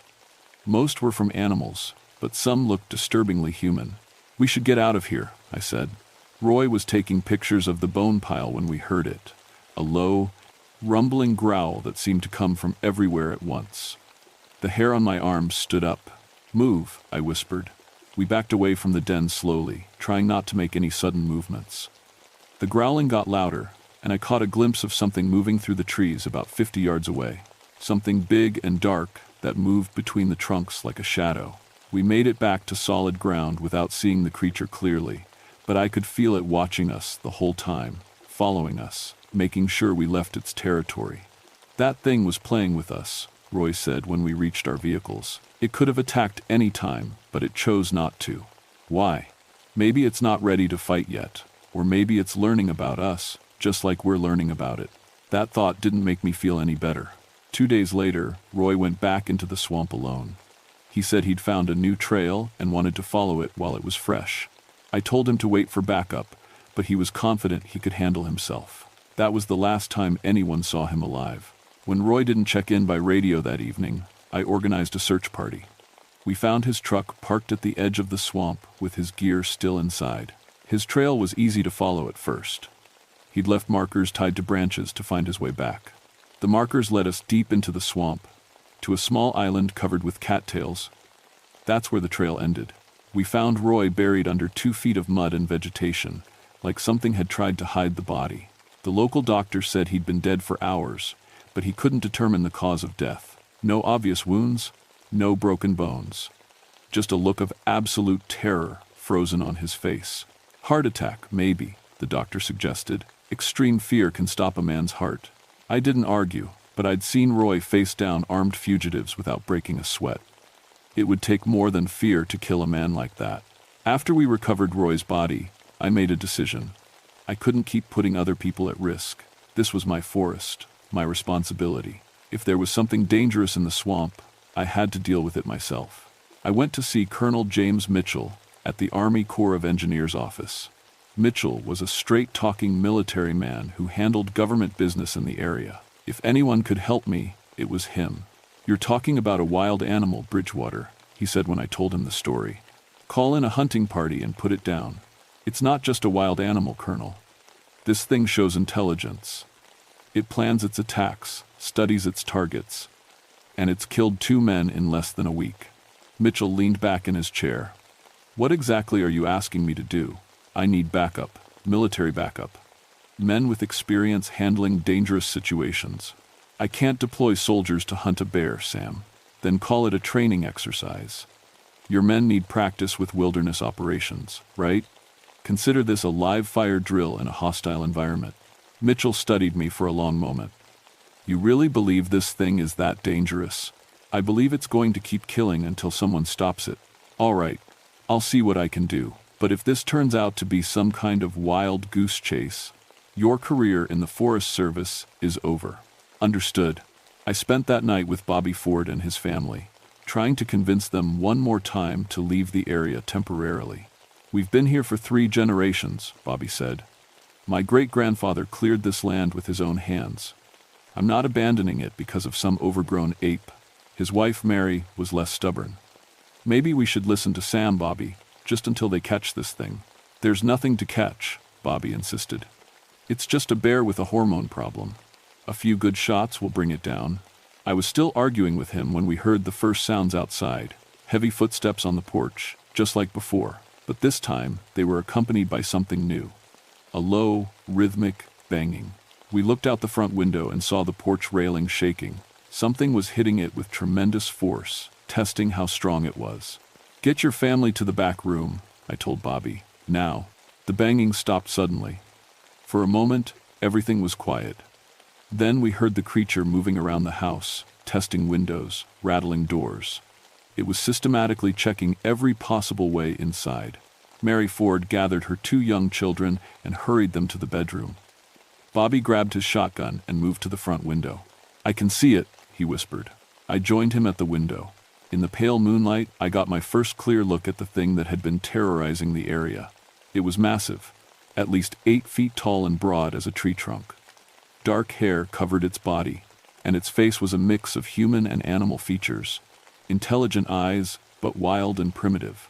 When it turned its head toward the window, I saw those red eyes Mrs. Jenkins had described. It looked directly at us, tilted its head slightly, then picked up a piece of firewood from the porch. With casual ease, it threw the log through the front window. Glass exploded across the living room. The creature stepped through the broken window frame like it was walking through a doorway. Bobby fired his shotgun point blank into the creature's chest. The blast knocked it backward a step, but it didn't fall, didn't even seem hurt. It just looked down at the small tears in its hair, where the buckshot had hit, then looked back at Bobby, and smiled. That's when I knew we were dealing with something beyond normal understanding. This wasn't just a large animal. This was something that could think, plan, and apparently survive a shotgun blast to the chest. I grabbed my radio and called for help, but got only static in return. The creature had somehow disrupted our communications, just like it had the first night. The thing stepped farther into the room, and I noticed it was carrying something, a long, straight branch it had broken from a tree. It held the branch like a club, testing its weight and balance. Tool use, planning, intelligence. This was no ordinary animal. The creature stood in the middle of Bobby Ford's living room, holding that makeshift club and studying us with those terrible red eyes. In the close confines of the house, it looked even bigger. Its head nearly touched the ceiling, and its shoulders were broader than the doorway. "Everybody stay calm," I said quietly, though my own heart was hammering against my ribs. Bobby was fumbling to reload his shotgun, his hands shaking. The creature watched him with what looked like curiosity, head tilted to one side like a dog watching a trick. From the back room, I could hear Mary Ford whispering prayers and trying to keep her children quiet. The creature took a step toward Bobby, and I made a decision. I stepped between them. "That's far enough," I said, raising my rifle. The thing looked at me and made a sound. Not quite a growl, but something like communication. It was trying to tell me something, but I couldn't understand what. Then it did something that changed everything. It pointed at Bobby with one massive finger, then made a gesture toward the back room where his family was hiding. The meaning was clear. Asterisk. Give me the man, and I'll leave the others alone. Asterisk. This wasn't random violence. It had a purpose, a plan. But why Bobby? What had he done to earn this thing's attention? "I'm not giving you anyone," I told it. The creature studied me for a long moment, then nodded slightly. It understood what I'd said. It was intelligent enough to communicate, even if we couldn't speak the same language. That's when Bobby finished reloading his shotgun. He stepped around me and fired again, this time aiming for the creature's head. The shot went wide, blasting a hole in the wall behind the creature. But the sound and flash enraged it. The thing let out a roar that shook the windows and swung its club at Bobby. I tackled Bobby, knocking him out of the way just as the club smashed through the space where his head had been. The wood splintered against the wall with enough force to crack the plaster. The creature turned its attention to me. I rolled away and came up with my rifle, but the thing was faster than anything that size should have been. It grabbed the rifle barrel and twisted the weapon out of my hands like taking a toy from a child. I was weaponless, facing something that could crush me without effort. But instead of attacking, the creature tossed my rifle aside and looked toward the back room again. It wanted something specific, and it wasn't going to be distracted. That's when I realized what was happening. This wasn't a random attack. The creature had been watching the Ford family for weeks, learning their routines, their vulnerabilities. It had a specific goal. "Bobby," I called. "What aren't you telling me? Why is this thing after you?" "I don't know what you mean." The creature moved toward the back room, and I heard Mary Ford scream. I grabbed a poker from the fireplace and followed it. The thing had stopped at the bedroom door and was sniffing the air. Its nostrils flared, and it made that communication sound again, urgent now, almost frantic. "Bobby," I shouted, "what did you do?" "Nothing. I didn't do anything." But his voice had changed. Guilty. Scared. The creature raised its club to smash through the bedroom door, and that's when Bobby finally told the truth. "I found its baby," he said quietly. Everything stopped. Even the creature seemed to freeze. "What baby?" I demanded. 3 weeks ago, I was hunting near the deep swamp. Found a young one caught in a trap some poacher had set. It was already dead when I got there. The creature turned away from the door to stare at Bobby. The intelligence in its eyes was unmistakable now, along with something else. Grief. Rage. The need for justice. "Where is it now?" I asked. "I sold it to a man in Little Rock. He said he was a scientist, wanted to study it. Paid me $500. The creature let out another roar, but this one was different. It was the sound of a parent mourning its child. The sound of grief turned to fury. I understood now. This wasn't a monster terrorizing innocent people. This was a father trying to find his dead child and taking revenge on the man who had profited from its death. The creature raised its club again, but this time I stepped between it and Bobby. "Wait," I said, holding up my hands. "I understand. But killing him won't bring your baby back." The creature stared at me, and I saw something incredible in its eyes. It was thinking, considering my words. "Bobby," I said without turning around, "call that man in Little Rock. Tell him to bring back what he bought from you. He won't do that. He probably already. Call him." The creature waited while Bobby made the phone call. I could hear both sides of the conversation. The scientist, if that's what he really was, had already sold the body to a private collector. It was gone, probably stuffed and mounted in someone's trophy room. When Bobby hung up, the creature looked at me questioningly. I had to tell it the truth. "I'm sorry," I said. "Your child is gone, but this man didn't kill it. He found it already dead." The creature stared at Bobby for a long moment, then back at me. It was trying to decide what justice looked like. That's when I heard vehicles outside. Military vehicles. Colonel Mitchell had come through with his promise of backup. The creature heard them too. It moved to the broken front window and looked out at the soldiers setting up a perimeter around the house. When it turned back to us, I saw something new in its expression. Resignation. It knew it was trapped. "You don't have to fight them," I told it. "There's another way out." I pointed toward the back of the house, where the swamp came almost to the back door. "Your territory. They can't follow you there." The creature nodded once, then did something that will stay with me forever. It reached into a pouch made from woven reeds that I hadn't noticed before, and pulled out something small and white. A bone, part of a tiny skull. Its child. It had carried part of its baby with it all this time. The creature placed the bone on Bobby's kitchen table gently, almost reverently. Then it looked at me one last time and headed for the back door. "Wait," I called. It stopped and turned. "I'm sorry for your loss," I said. The creature tilted its head, and for just a moment, I saw something almost human in its expression. Acknowledgement, understanding, maybe even forgiveness. Then it was gone, disappearing into the swamp as silently as smoke. The soldiers found the house empty except for us. They searched the swamp for 3 days but found nothing. No tracks, no traces, no sign that anything unusual had ever lived there. 3 months later, I was sitting in a psychiatrist's office in Little Rock, trying to explain why I couldn't sleep. The nightmares weren't about the creature. They were about the look in its eyes when it placed that tiny bone on the table. Dr. Sarah Chen was a kind woman who specialized in treating law enforcement officers with PTSD. She listened without judgment as I told her about the case that ended my career. "The official report says you suffered a nervous breakdown brought on by stress and isolation," she said. "But that's not what really happened. Is it? The official report says a lot of things that aren't true. After the military training exercise in the swamp, things moved quickly. The Ford family was relocated under a government assistance program. Mrs. Jenkins was moved to a nursing home in town. The entire area was declared a restricted military zone for environmental testing. Nobody talks about what really happened out there. Jim Crawford's death was attributed to a bear attack. Roy Benson died of natural causes. The reports were filed, the area was closed, and everyone involved was encouraged to find new careers. I took early retirement with full benefits and a disability rating for PTSD. The Forest Service was very generous, as long as I signed papers agreeing never to discuss the Caddo Gap incident. "Do you regret how it ended?" Dr. Chen asked. I thought about that question for a long time. I regret that a father lost his child. I regret that people died. But I don't regret treating that creature like a thinking being instead of just a monster. Do you think it's still out there? I know it is.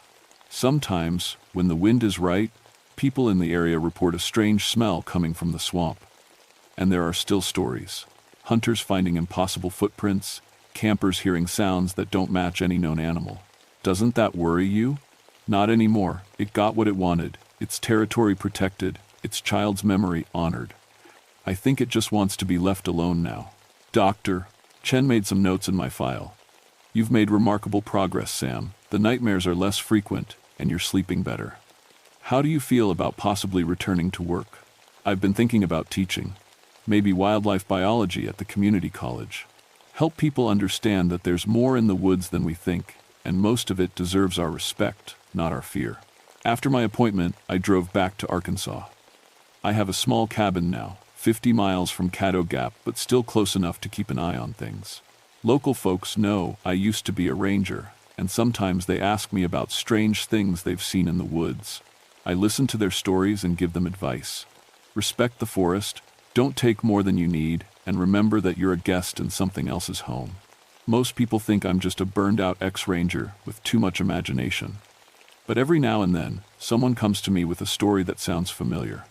Impossible footprints. A smell like wet fur and wilderness. The feeling of being watched by something ancient and intelligent. When that happens, I tell them the same thing I told Dr. Chen. Leave it alone, and it will leave you alone. The creature and I have an understanding now. It protects its territory, and I make sure people know to respect it. It's not a perfect solution, but it's kept the peace for over a year. Sometimes, on quiet nights when the wind carries that wild smell from the direction of the swamp, I think about the bone it left on Bobby Ford's table. A father's love, carrying the memory of his child through the darkest places on earth. That's not a monster's behavior. That's something much more complicated and much more human than most people would ever want to believe. But I know better now. I know that the line between civilized and wild, between human and animal, between monster and father, is thinner than we like to think. And sometimes, in the deep places where the light doesn't reach, that line disappears entirely. The Fook monster is still out there in Caddo Gap, but it's not the monster the stories make it out to be. It's just a father who lost everything and found a way to keep going.